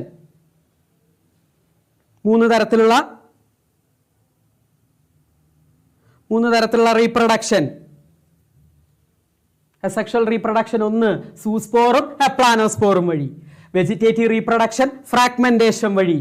അപ്പൊ അതോർത്തല്ലോ. ഇനി നമ്മൾ സെക്ഷൽ റീപ്രൊഡക്ഷനിലേക്കാണ് പോകുന്നത്. സെക്ഷൽ റീപ്രൊഡക്ഷനിൽ 3 പ്രധാനപ്പെട്ട കാര്യങ്ങൾ നമുക്ക് പഠിക്കാനുണ്ട്. ഒന്ന് നമ്മൾ പറഞ്ഞ് വെജിറ്റേറ്റീവ് റീപ്രൊഡക്ഷൻ ഫ്രാഗ്മെന്റേഷൻ വഴിയാണ്, മറന്നു പോകാൻ പാടില്ല. Asexual reproduction സൂസ്പോർ എപ്ലാനോസ്പോർ. എക്കൈനേറ്റീവ് ഓർത്തിരുന്നോളൂ, കുഴപ്പമില്ല. പക്ഷെ ഇത് 2 മറന്നു പോകാൻ പാടില്ല, സൂസ്പോറും എപ്ലാനോസ്പോറും. അതെന്തുകൊണ്ടാണ് ഞാൻ ഇനി പറഞ്ഞുതരാം, എന്തുകൊണ്ട് അത് ഓർത്തിരിക്കണം എന്ന് പറഞ്ഞു. സൂസ്പോർ എന്ന് പറഞ്ഞാൽ മൂവ് ചെയ്യാൻ കഴിയുന്ന സ്പോറിനെയാണ് സൂസ്പോർ എന്ന് പറയുന്നത്. മൂവ് ചെയ്യാൻ കഴിയാത്തൊരു സ്പോർ ആണെങ്കിൽ അതിനെ നമ്മൾ എന്ത് വിളിക്കുന്നു? അപ്ലാനോസ്പോർ എന്ന് വിളിക്കുന്നു. ഓക്കെ, ഇനി അടുത്തത് സെക്ഷൽ റീപ്രൊഡക്ഷൻ. സെക്ഷൽ റീപ്രൊഡക്ഷൻ 3 തരത്തിലാണ് നടക്കാറ്. 3 രീതിയിലുള്ള റീപ്രൊഡക്ഷൻസ് കാണാറുണ്ട്. ഒന്ന് ഐസോഗ്യാമസ്, പിന്നെ അനൈസോഗ്യാമസ്, ഊഗാമസ്. ഐസോഗ്യാമസ്, അനൈസോഗ്യാമസ്, ഊഗാമസ്. ഐസോഗ്യാമസ് എന്ന് പറയുമ്പം അവിടെ എന്തായിരുന്നു? അവിടുത്തെ ഗ്യാമേറ്റ് സ്മോൾ സൈസ് ഗ്യാമേറ്റ് ആയിരിക്കും. രണ്ടും ഇവിടെ സിമിലർ സൈസ് ആയിരിക്കും. ഐസോഗ്യാമസ് എന്ന് പറഞ്ഞാൽ സിമിലർ സൈസ് ആണ്. ഒരേ സൈസിലുള്ള 2 ഗ്യാമേറ്റുകൾ, ഒരേപോലത്തെ 2 ഗ്യാമേറ്റുകൾ ഫ്യൂസ് ചെയ്താൽ അതിന് ഐസോഗ്യാമസ്. അത് മോട്ടൈലാകാം, നോൺ മോട്ടൈലാകാം. ഒരേപോലത്തെ സൈസുള്ള gamete, similar size gamete. Okay, അതിന് എക്സാമ്പിൾ വേണമെങ്കിൽ ഫ്ലജല്ലേറ്റഡിന് എക്സാമ്പിൾ ക്ലമൈഡോമോണോസോ അല്ലെങ്കിൽ വൂൾവോത്രിക്സോ നിങ്ങൾക്ക് എടുക്കാം. നോൺ മോട്ടൈലിന് എക്സാമ്പിൾ ആണ് സ്പൈറോഗൈറ. ഓക്കെ, ക്ലമൈഡോമോണാസോ വൂൾവോത്രിക്സ് എക്സാമ്പിൾ ആണ് എന്തിന്? ഫ്ലജല്ലേറ്റഡ് ഐസോഗ്യാമേറ്റ്സിന്. നോൺ ഫ്ലജല്ലേറ്റഡ് ഐസോഗ്യാമേറ്റ്സിന് എക്സാമ്പിൾ ആണ് സ്പൈറോഗൈറ. പിന്നെ വരുന്നതാണ് അനൈസോഗ്യാമസ്. അനൈസോഗ്യാമസ് എന്ന് പറഞ്ഞാൽ ഡിസിമിലർ സൈസ് ആണ്. സൈസിന് വ്യത്യാസം ഉണ്ടായിരിക്കും, 2 ഗ്യാമേറ്റിന്റെ സൈസിന് വ്യത്യാസമുണ്ട്. അതിനെ അനൈസോഗ്യാമസ് എന്ന് പറയുന്നു. ക്ലമൈഡോമോണാസിന്റെ സ്പീഷീസ്. അപ്പൊ ഇവിടെ നിങ്ങൾ ക്ലമൈഡോമോണാസ് പഠിക്കുമ്പോൾ ഇവിടെ ക്ലമൈഡോമോണാസ് പഠിക്കേണ്ട, വൂൾവോത്രിക്സ് പഠിച്ചാൽ മതി. ഫ്ലജല്ലേറ്റഡ് ആകുമ്പോൾ വോൾവോത്രിക്സ്, നോൺ ഫ്ലജല്ലേറ്റഡ് ആകുമ്പോൾ സ്പൈറോഗൈറ, അനൈസോഗ്യാമസിന് ക്ലമൈഡോമോണാസ് എഴുതാം. ഊഗാമസിന്റെ കേസിലേക്ക് വരുമ്പോൾ അവിടെ എന്താണ്, ഒരെണ്ണം നോൺ മോർട്ടൈലാണ്, അത് ലാർജ് ആണ്, ഫീമെയിൽ ആണ്. മറ്റേതോ സ്മോൾ ആണ്, മോർട്ടൈലാണ്, മെയിലും ആയിരിക്കും. മോർട്ടൈൽ മെയിൽ, മറ്റത് നോൺ മോർട്ടൈൽ. ഓക്കെ, ഊഗാമസിന്റെ കേസ് ഈ ഒരു 3 കാര്യം ഓർത്തിരിക്കണം. ഇത് വളരെ ഇമ്പോർട്ടൻ്റ് ആണ്. ഐസോഗ്യാമസ്, അനൈസോഗ്യാമസ്, ഊഗാമസ് ടൈപ്പ്. ഐസോഗ്യാമസ് എന്ന് പറഞ്ഞാൽ എന്തായിരിക്കും, സിമിലർ സൈസ് ആണ്, ഒരേ സൈസിലുള്ള ആണെങ്കിൽ ഐസോഗ്യാമസ്, വ്യത്യസ്ത സൈസിലുള്ളതാണെങ്കിൽ അനൈസോഗ്യാമസ്. ആ വ്യത്യസ്ത സൈസിൽ തന്നെ ഒരാള് മൂവ് ചെയ്യില്ല, നോൺ മോർട്ടൈലായിട്ട് ലാർജ് ഫീമെയിൽ ഗ്യാമേറ്റ് ആയിട്ടിരിക്കും, മറ്റേയാൾ എന്തായിരിക്കും, മൂവ് ചെയ്യുന്നതായിരിക്കും, അത് സ്മോൾ ആയിരിക്കും, മെയിലും ആയിരിക്കും. അങ്ങനെയുള്ളതിനെ ഊഗാമസ് എന്നും, ഊഗാമസ് ടൈപ്പ് റീപ്രൊഡക്ഷൻ. ഫ്യൂക്കസും അതുപോലെ തന്നെ വോൾവോക്സും ആണ് അതിന് എക്സാമ്പിൾ. ഓക്കെ, ഈ 3 കാര്യങ്ങൾ ഇതിൽ ഓർത്തിരിക്കണം. അപ്പോൾ ഇവിടെ ഈ റീപ്രൊഡക്ഷന്റെ കേസിൽ വിട്ടുകളയാനായിട്ടൊന്നുമില്ല. വെജിറ്റേറ്റീവ് റീപ്രൊഡക്ഷൻ ഫ്രാഗ്മെന്റേഷൻ വഴിയാണ്, എസെക്ഷൽ റീപ്രൊഡക്ഷൻ സൂസ്പോറും അപ്ലാനോസ്പോറും വഴിയാണ്, സെക്ഷൽ റീപ്രൊഡക്ഷൻ ഐസോഗ്യാമസ് ഉണ്ട്, അനൈസോഗ്യാമസ് ഉണ്ട്, ഊഗാമസ് ഉണ്ട്. ഇതിൽ വ്യത്യാസങ്ങളൊന്നും വരാൻ പാടില്ല. ഇത് ഇങ്ങനെ തന്നെ ഓർത്തിരിക്കണം. ഓക്കെ, ഇനി നമ്മൾ ഇതിൻ്റെ ക്ലാസിഫിക്കേഷൻ ആണ് പഠിക്കാൻ പോകുന്നത്. ക്ലാസിഫിക്കേഷൻ വളരെ എളുപ്പം പഠിക്കാവുന്ന ഒരു സിമ്പിൾ കാര്യമാണ്, വളരെ എളുപ്പം ഞാനതിൽ പറഞ്ഞു തരാം. അതിന് മുമ്പായിട്ട് നമുക്ക് എക്കണോമിക്കൽ ഇമ്പോർട്ടൻസിലേക്ക് പോകാം. എക്കണോമിക്കൽ ഇമ്പോർട്ടൻസ് ഇമ്പോർട്ടൻ്റ് ആണ്. എല്ലാ പ്രാവശ്യവും ബ്രയോഫൈറ്റിൻ്റെയോ അല്ലെങ്കിൽ ആൽഗയുടെയോ എക്കണോമിക്കൽ ഇമ്പോർട്ടൻസ് ചോദിക്കും. എക്കണോമിക്കൽ ഇമ്പോർട്ടൻസ് പ്രധാനമായിട്ടും നിങ്ങൾ 3 പ്രധാനപ്പെട്ട എക്കണോമിക്കൽ ഇമ്പോർട്ടൻസ് പഠിച്ചു വെച്ചാൽ മതി. 3 പ്രധാനപ്പെട്ട എക്കണോമിക്കൽ ഇമ്പോർട്ടൻസ് പഠിച്ചു വെച്ചാൽ മതി. ഒന്ന്, നമ്മളുടെ ഈ ഭൂമിയിലുള്ള half of the carbon dioxide fixation നടത്തുന്നതും ആൽഗയാണ് എന്നതാണ് ഒരു പോയിന്റ്. നമ്മളുടെ ഈ എൻവയൺമെന്റിലുള്ള ടോട്ടൽ കാർബൺ ഡയോക്സൈഡ് ഫിക്സേഷനിൽ ഹാഫും ചെയ്യുന്നത് ആൽഗയാണ്. എർത്തിലുള്ള half of the carbon dioxide ഫിക്സേഷനും നടത്തുന്ന ആൽഗയാണ്. അതിൽ നിങ്ങൾ പ്രധാനമായിട്ടും ഓർത്തിരിക്കേണ്ടത് ഈ ജലീഡിയത്തിൻ്റെയും ഗ്രാസിലേറിയയുടെയും കാര്യമാണ്. ജലീഡിയവും ഗ്രാസിലേറിയയും റെഡ് ആൽഗയാണ്. ക്ലാസിഫിക്കേഷൻ പറയുമ്പോൾ ഞാൻ പറഞ്ഞുതരാം. റെഡ് ആൽഗയാണത്. ഈ 2 റെഡ് ആൽഗയിൽ നിന്ന് ഒരു കോമ്പൗണ്ട് നമുക്ക് കിട്ടുന്നുണ്ട്. അതിനെ പറയുന്ന പേരാണ് അഗാർ. അഗാർ എന്ന് പറയുന്നൊരു കോമ്പൗണ്ട് നമുക്ക് കിട്ടുന്നുണ്ട്. ഈ അഗാർ എന്തിനൊക്കെ ഉപയോഗിക്കും? ഐസ്ക്രീം ഉണ്ടാക്കാനും ജെല്ലി ഉണ്ടാക്കാനും അതുപോലെ തന്നെ ബാക്ടീരിയയുടെ കൾച്ചറിനും നമ്മൾ ഉപയോഗിക്കുന്നു. ആ ഒരു പോയിന്റ് ഓർത്തിരിക്കുക. ഓക്കെ, അഗാർ എവിടെ നിന്നാണ് കിട്ടുന്നത്? ജലീഡിയം ഗ്രാസിലേറിയയിൽ നിന്നും ജലീഡിയത്തിൽ നിന്നും കിട്ടുന്ന ഒരു കോമ്പൗണ്ടാണ് അഗാർ എന്ന് പറയുന്നത്. ഈ അഗാർ എന്തിനൊക്കെ ഉപയോഗിക്കും? ഐസ്ക്രീം ഉണ്ടാക്കാനായിട്ട് ഉപയോഗിക്കും, ജെല്ലി ഉണ്ടാക്കാനായിട്ട് ഉപയോഗിക്കും, അതുപോലെ തന്നെ ബാക്ടീരിയയുടെ കൾച്ചറിന് വേണ്ടിയിട്ടും ഉപയോഗിക്കും. പിന്നെ നിങ്ങൾ ഓർത്തിരിക്കേണ്ടത് ബ്രൗൺ ആൽഗയിൽ നിന്നും റെഡ് ആൽഗയിൽ നിന്നും ഒരു കൊമേഴ്ഷ്യൽ പ്രോഡക്റ്റ് കിട്ടുന്നുണ്ട്, ഹൈഡ്രോക്ലോറൈഡ്സുകൾ കിട്ടുന്നുണ്ട്. അതിൽ ഒന്നാണ് ബ്രൗൺ ആൽഗയിൽ നിന്ന് കിട്ടുന്ന ആൽജിനും പിന്നെ കരാജിനും, റെഡ് ആൽഗയിൽ നിന്ന് കിട്ടുന്ന കരാജിനും. ഈ 2 പോയിന്റ് ഓർക്കുക. ആ 2 പോയിന്റ് മറന്നു വരുത്. പിന്നെ ഒരെണ്ണം ഓർക്കേണ്ടത് ക്ലോറല്ലയാണ്. ക്ലോറല്ല ഈ പഴയ ടെക്സ്റ്റ് പ്രകാരം സ്പൈറലിനെ വേണ്ട, ക്ലോറല്ല ഓർത്താൽ മതി. ക്ലോറല്ല എന്താണ്? ഈ സ്പേസ് ട്രാവലേഴ്സുകൾ പ്രോട്ടീൻ സപ്ലിമെന്റ് ആയിട്ട് ഉപയോഗിക്കുന്ന ഒരു ആൽഗയുടെ പേര് ചോദിക്കും. ക്ലോറല്ലയാണ്. ക്ലോറല്ല ഓർത്തിരുന്നാൽ മതി. സ്പേസ് ട്രാവലേഴ്സ് പ്രോട്ടീൻ സപ്ലിമെന്റ് ആയിട്ട് ഉപയോഗിക്കുന്ന ആൽഗയാണ് ക്ലോറല്ല. ഓക്കെ, ക്ലോറല്ലയാണ് സ്പേസ് ട്രാവലേഴ്സുകൾ ഉപയോഗിക്കുന്ന പ്രോട്ടീൻ സപ്ലിമെന്റ്. ഈ ഒരു 3 പോയിന്റ് ഓർത്തിരുന്നാൽ മതി. ഏതൊക്കെയായിരുന്നു ഞാൻ പറഞ്ഞത്? ജലീഡിയത്തിൽ നിന്നും ഗ്രാസിലേറിയയിൽ നിന്ന് അഗാർ കിട്ടുന്നു. അതെന്തിനൊക്കെ ഉപയോഗിക്കും? ബാക്ടീരിയ കൾച്ചറിന് ഉപയോഗിക്കും, ഐസ്ക്രീമും ജെല്ലിയൊക്കെ ഉണ്ടാക്കാൻ ഉപയോഗിക്കും. പിന്നെ ആൽജിനും അതുപോലെ തന്നെ കരാജീൻ എന്ന് പറയുന്ന കൊമേഴ്ഷ്യൽ പ്രോഡക്റ്റ്, ഒന്ന് ആൽജിൻ ബ്രൗൺ ആൽഗയിൽ നിന്നും കരാജീൻ റെഡ് ആൽഗയിൽ നിന്നും, അത് മറന്നു പോകരുത്. ആൽജിൻ എപ്പോഴും അത് ബ്രൗൺ ആൽഗെ, കരാജീൻ റെഡ് ആൽഗെ, ഇവിടെ നിന്ന് ഉത്ഭവിക്കുന്ന ഒരു കൊമേഴ്ഷ്യൽ പ്രോഡക്റ്റ് കിട്ടുന്നുണ്ട്. ഓക്കെ, മൂന്നാമതായിട്ട് ഓർത്തിരിക്കേണ്ടതാണ് ക്ലോറല്ല. ക്ലോറല്ല എന്തായിട്ടാണ് ഉപയോഗിക്കുന്നത്? ഫുഡ് സപ്ലിമെന്റ് ആയിട്ട്. ഒരു ഫുഡ് സപ്ലിമെന്റ് ആയിട്ട് സ്പേസ് ട്രാവലേഴ്സ്, പ്രോട്ടീൻ സപ്ലിമെന്റ് ആയിട്ട് സ്പേസ് ട്രാവലേഴ്സ് ഉപയോഗിക്കുന്നതാണ് ക്ലോറല്ല. ഈ ഒരു 3 പോയിന്റ് എക്കണോമിക്കൽ ഇമ്പോർട്ടൻസിൽ നിന്ന് ഒഴിവാക്കാതെ മനഃപ്പാഠം പഠിച്ചിരിക്കണം. Economical importance of algae. പിന്നെ ഞാനൊന്ന് പറഞ്ഞ ഒരു പോയിന്റ് ആണ്. ഇനി നിങ്ങൾക്ക് പെട്ടെന്ന് ഓർമ്മ വന്നില്ലെങ്കിൽ ആ പോയിന്റും എഴുതുന്നതിന് കുഴപ്പമൊന്നുമില്ല. കാർബൺ ഡയോക്സൈഡ് ഫിക്സേഷൻ ഉപയോഗിക്കുന്നുണ്ട്, അതുപോലെ ഫുഡായിട്ടും ഉപയോഗിക്കുന്നുണ്ട്. സർഗാസും ലാമിനാരിയും ഒക്കെ ഫുഡായിട്ടും ഉപയോഗിക്കാറുണ്ട്. അതിനേക്കാൾ ഇമ്പോർട്ടൻ്റ് ആയിട്ട് നിങ്ങൾ ഓർത്തിരിക്കേണ്ട ഒരു പോയിന്റാണിത്. ഇതല്ലാതെയും ചോദിക്കാം. ഓക്കെ, അഗാർ ഒപ്റ്റെയിൻ ചെയ്യുന്നത് ഏതൊക്കെ ആൽഗയിൽ നിന്നാണെന്ന് ചോദിക്കാം. Or a commercial product obtain from gelidium and gracilaria. ഗ്രാസിലേറിയയിൽ നിന്നും ജലീഡിയത്തിൽ നിന്നും കിട്ടുന്ന ഒരു കോമ്പൗണ്ട് ഏതാണ് എന്ന് ചോദിക്കാം. ഏതായിരിക്കും? അഗാർ. അതിന്റെ ഫംഗ്ഷൻ എന്താണെന്നും ചോദിക്കാം. Right it's function. 2 മാർക്കിന് ചോദിക്കാം. What is a compound obtained from gelidium and gracilaria? അല്ലെങ്കിൽ ഇങ്ങനെ ചോദിക്കാം, a compound obtain from red algae which is used for bacteria culture. ബാക്ടീരിയയുടെ കൾച്ചർ ഉണ്ടാക്കാൻ വേണ്ടി ഉപയോഗിക്കുന്ന ഒരു കോമ്പൗണ്ട്, റെഡ് ആൽഗയിൽ നിന്ന് ഉത്ഭവിക്കുന്ന ഒരു കോമ്പൗണ്ട് അഗാർ. അങ്ങനെയും ചോദിക്കാം. അപ്പൊ അതുകൊണ്ടാണ് ഈ ഒരു 3 പോയിന്റ് ഓർക്കാൻ പറഞ്ഞത്. ഈ ഒരു 3 പോയിന്റ് ഓർത്താൽ 1 മാർക്കിന് ചോദിക്കുന്ന ചോദ്യത്തിന് ഉത്തരം എഴുതാം. 2 മാർക്കിന് എക്കണോമിക്കൽ ഇമ്പോർട്ടൻസ് ചോദിച്ചാൽ അതും എഴുതാം. ഓക്കെ, ഏതൊക്കെയായിരുന്നു? അഗാർ, ജലീഡിയത്തിൽ നിന്നും ഗ്രാസിലേറിയയിൽ നിന്നും കിട്ടുന്ന അഗാർ, ബാക്ടീരിയയുടെ കൾച്ചറിന് ഉപയോഗിക്കുന്ന അഗാർ, പിന്നെ ഞാൻ പറഞ്ഞ പോലെ ബ്രൗൺ ആൽഗയിൽ നിന്ന് കിട്ടുന്ന ആൽജിന്, റെഡ് ആൽഗയിൽ നിന്ന് കിട്ടുന്ന കരാജീന്, പിന്നെ ക്ലോറല്ല ഒരു പ്രോട്ടീൻ സപ്ലിമെന്റ് ആയിട്ട് ഉപയോഗിക്കുന്നു. ക്ലോറല്ല ഒരു പ്രോട്ടീൻ സപ്ലിമെന്റ് ആയിട്ടും ഉപയോഗിക്കുന്നു. ഓക്കെ, ഇത്രയും കാര്യങ്ങളാണ് ഈ എക്കണോമിക്കൽ ഇമ്പോർട്ടൻസ്, ആൽഗയുടെ എക്കണോമിക്കൽ ഇമ്പോർട്ടൻസ് ആയിട്ട് പഠിക്കേണ്ടത്. ഇനി നിങ്ങൾ ഇവിടെ ഇനി നമ്മൾ ക്ലാസിഫിക്കേഷനിലേക്കാണ് പോകുന്നത്. ഈ ക്ലാസിഫിക്കേഷൻ വളരെ സിമ്പിൾ ആണ് കേട്ടോ. അപ്പം എക്കണോമിക്കൽ ഇമ്പോർട്ടൻസിൽ സംശയങ്ങളൊന്നുമില്ലല്ലോ. ഓക്കെ, ഇനി അടുത്തത് ക്ലാസിഫിക്കേഷൻ, ആൽഗയുടെ ക്ലാസിഫിക്കേഷൻ ആണ് പറയാൻ പോകുന്നത്. ആൽഗയുടെ ക്ലാസിഫിക്കേഷൻ ആണ് പറയാൻ പോകുന്നത്. ആൽഗയെ നമ്മൾ 3 ആയിട്ടാണ് ക്ലാസിഫൈ ചെയ്തിരിക്കുന്നത്. നമുക്ക് 3 ക്ലാസിഫിക്കേഷനാണ് ആൽഗയുടെ പഠിക്കാനുള്ളത്. ഒന്ന് ക്ലോറോഫൈസിയെ, ഫിയോഫൈസിയെ, റോഡോഫൈസിയെ. ക്ലോറോഫൈസിയെ എന്ന് പറയുമ്പം അവിടെ നിങ്ങൾ പ്രധാനമായിട്ടും ഇത്തരം കാര്യങ്ങൾ ഓർത്തിരിക്കുക. അവിടെ ഫുഡ് എങ്ങനെയാണ് സ്റ്റോർ ചെയ്യുന്നത്, എന്തൊക്കെ പിഗ്മെന്റുകൾ അവിടെയുണ്ട്, കോമൺ നെയിം എന്താണ്, ഈ ഒരു 3 കാര്യങ്ങൾ ഓർത്തിരുന്നാൽ മതി. ക്ലോറോഫൈസിയുടെ കോമൺ നെയിം ഗ്രീൻ ആൽഗയാണ്. അതിനകത്തുള്ള പിഗ്മെന്റുകൾ ഏതൊക്കെയാണ്? ക്ലോറോഫിൽ എയും ക്ലോറോഫിൽ ബിയും. ഇവിടെ ഫുഡ് സ്റ്റോർ ചെയ്യുന്നത് സ്റ്റാർച്ചിന്റെ രൂപത്തിലാണ്. ഫുഡ് സ്റ്റോർ ചെയ്യുന്നത് എന്തിന്റെ രൂപത്തിലാണ്? സ്റ്റാർച്ചിന്റെ രൂപത്തിലാണ്. പിന്നെ അടുത്ത വരുന്നതാണ് ഫിയോഫൈസിയെ, ബ്രൗൺ ആൽഗെ. ബ്രൗൺ ആൽഗയുടെ കേസിൽ എന്തൊക്കെയായിരിക്കും? Chlorophyll A, chlorophyll c, fucoxanthin. റോഡോഫൈസിയുടെ കേസിലാവുമ്പോഴോ ഇവിടെ മാനിറ്റോളിന്റെ രൂപത്തിലാണ്, ലാമിനാരി ആൻഡ് മാനിറ്റോളിന്റെ രൂപത്തിലാണ് ഫിയോഫൈസിയുടെ കേസിൽ ഫുഡ് സ്റ്റോർ ചെയ്യുന്നത്. റോഡോഫൈസിയുടെ കേസിൽ ഫ്ലോറിഡിയൻ സ്റ്റാർച്ചിന്റെ രൂപത്തിലാണ് ഫുഡ് സ്റ്റോർ ചെയ്യുന്നത്. അവിടെ chlorophyll A, chlorophyll D, ഫൈക്കോ erythrin. ഈ റെഡ് ആൽഗയ്ക്ക് റെഡ് കളർ കിട്ടുന്നത് ഫൈക്കോ എറിത്രിന്റെ പ്രസൻസ് കൊണ്ടാണ്. അപ്പൊ ഈ ഒരു കാര്യം മറന്നു പോകരുത്. ഫിയോഫൈസി എന്തൊക്കെയായിരുന്നു? ക്ലോറോഫിൽ എ ആൻഡ് സി, പിന്നെ വരുന്നതാണ് ഫ്യൂക്കോസാന്തിൻ. റെഡ് ആൽഗെ അല്ലെങ്കിൽ റോഡോഫൈസിയിൽ ഏതൊക്കെയാ? Chlorophyll A, chlorophyll b, phycoerythrin, phycoerythrin. ക്ലോറോഫൈസിയുടെ കേസിലാകുമ്പോൾ ക്ലോറോഫിൽ എ ആൻഡ് ബി. അത് ഇമ്പോർട്ടൻ്റ് ആണ്. അത് ഈ മോഡൽ എക്സാമിനേഷനും ചോദിച്ചിട്ടുണ്ട്.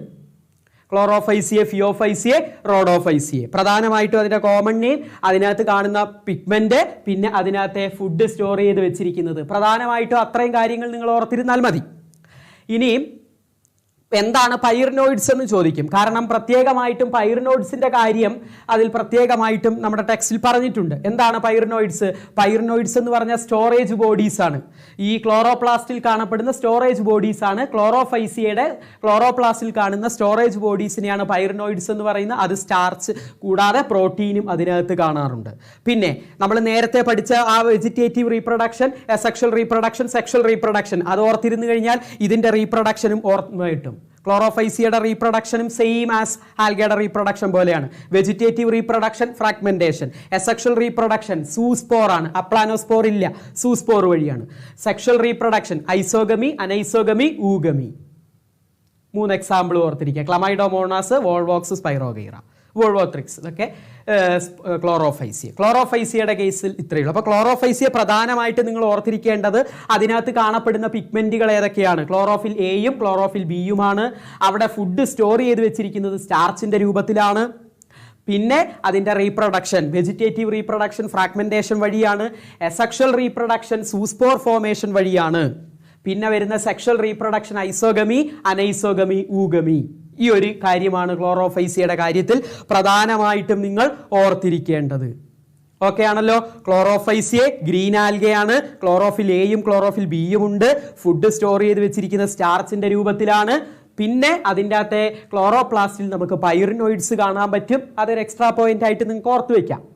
പിന്നെ നിങ്ങൾ ആ വെജിറ്റേറ്റീവ് ആൽഗയുടെ വെജിറ്റേറ്റീവ് റീപ്രൊഡക്ഷൻ പഠിച്ചാൽ ബാക്കിയുള്ള മൂന്നിൻ്റെയും റീപ്രൊഡക്ഷൻ സെയിം ആണ്. അതിൽ റെഡ് ആൽഗയിൽ മാത്രമേ ഉള്ളൂ ഒരു ചേഞ്ച് വരുന്നത്. ക്ലോറോഫൈസിയയിലും ഫിയോഫൈസിയയിലും റീപ്രൊഡക്ഷൻ സെയിം തന്നെയാണ്. അപ്പോൾ ക്ലോറോഫൈസിയയിലെ റീപ്രൊഡക്ഷൻ എങ്ങനെയൊക്കെയായിരുന്നു? ഒന്ന് വെജിറ്റേറ്റീവ് റീപ്രൊഡക്ഷൻ ഉണ്ട്, അത് ഫ്രാഗ്മെന്റേഷൻ വഴിയാണ്. എസെക്ഷൽ റീപ്രൊഡക്ഷൻ ഉണ്ട്, അത് സൂസ്പോർ വഴിയാണ്. അപ്പം മൂവിങ് സ്പോർസ് ആണ്, സൂസ്പോർ വഴിയാണ്. അപ്ലാനോസ്പോർസ് ഇല്ല, സൂസ്പോർ വഴിയാണ്. Sexual reproduction isogamy, anisogamy, oogamy. Okay ആണല്ലോ? ഒരു സംശയം ക്ലോറോഫൈസിയയിൽ ഇല്ലല്ലോ.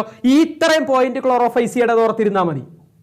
അടുത്തത് ഫിയോഫൈസിയെ ബ്രൗൺ ആൽഗെ എന്നാണ് കോമൺ നെയിം.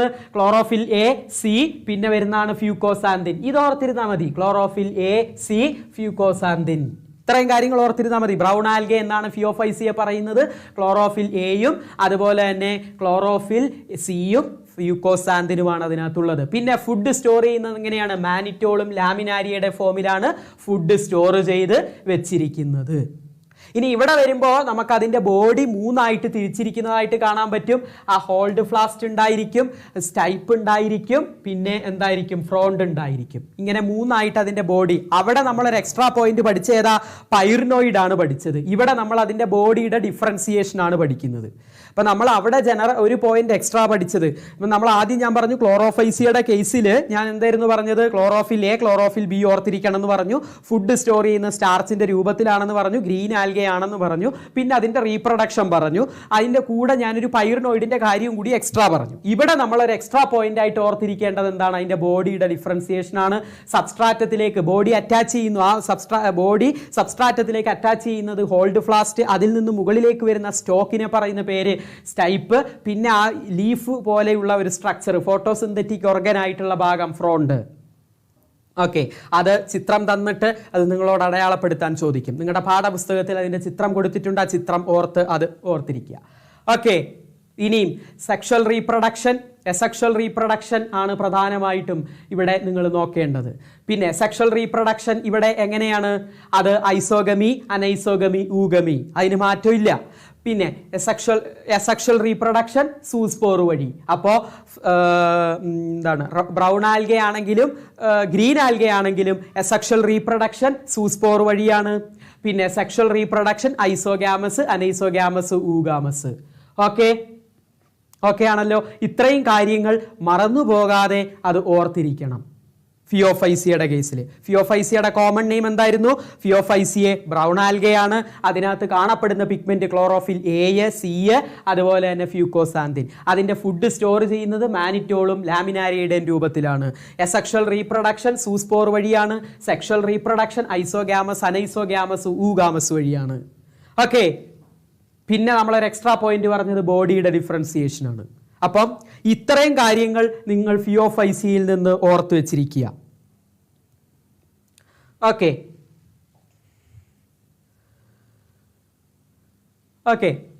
അടുത്തതാണ് റോഡോഫൈസിയെ.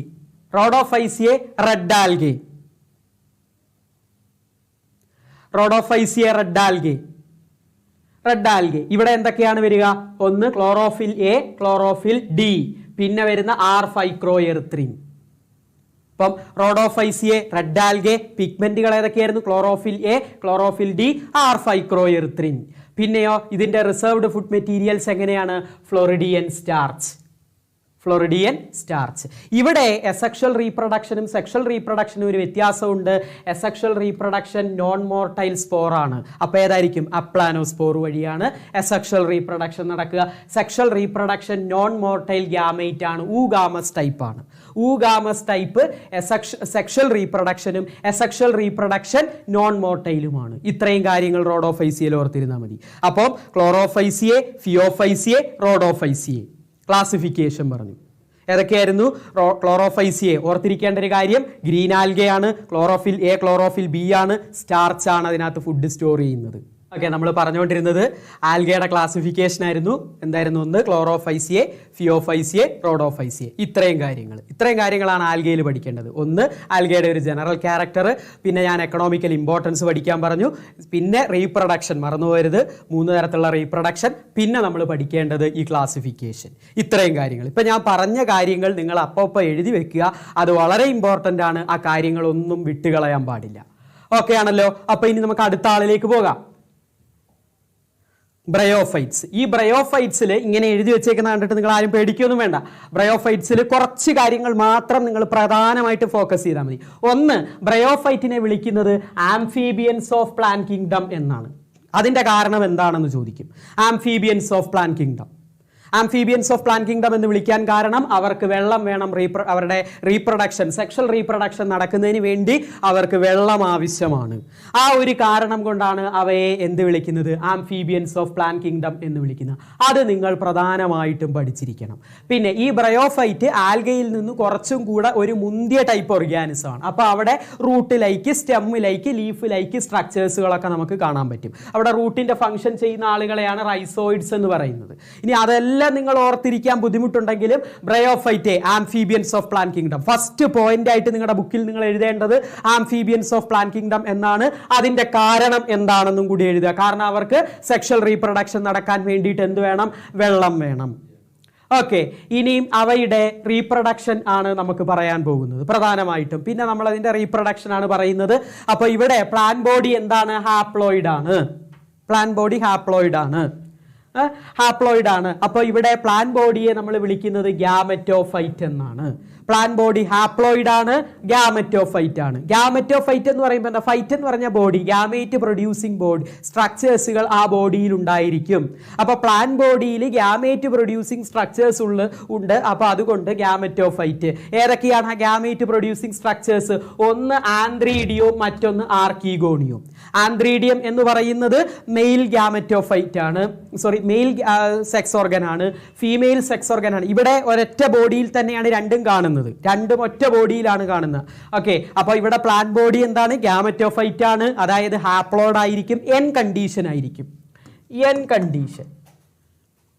ഓക്കെ, ഇനി ഇവിടുത്തെ മെയിൽ സെക്സ് ഓർഗൻ എന്ന് പറയുന്ന ആന്ത്രീഡിയം ആണ്. അത് പ്രൊഡ്യൂസ് ചെയ്യുന്നു ബൈഫ്ലജല്ലേറ്റഡ് ആന്ത്രോസൂയിഡ്സിനെ പ്രൊഡ്യൂസ് ചെയ്യും. അപ്പം മെയിൽ ഗ്യാമേറ്റ് എന്ന് പറയുന്നത് antherozoids, male sex organ antheridium, female sex organ archegonium. അത് പ്രൊഡ്യൂസ് ചെയ്യുന്ന ഒരു സിംഗിൾ എഗ് ആണ് ഇവിടെ എന്താണ്? മെയിൽ ഗ്യാമേറ്റ് ആയിട്ട്, ഫീമെയിൽ ഗ്യാമേറ്റ് ആയിട്ട് വരുന്നത്. അപ്പം male gamete antherozoids, female gamete egg.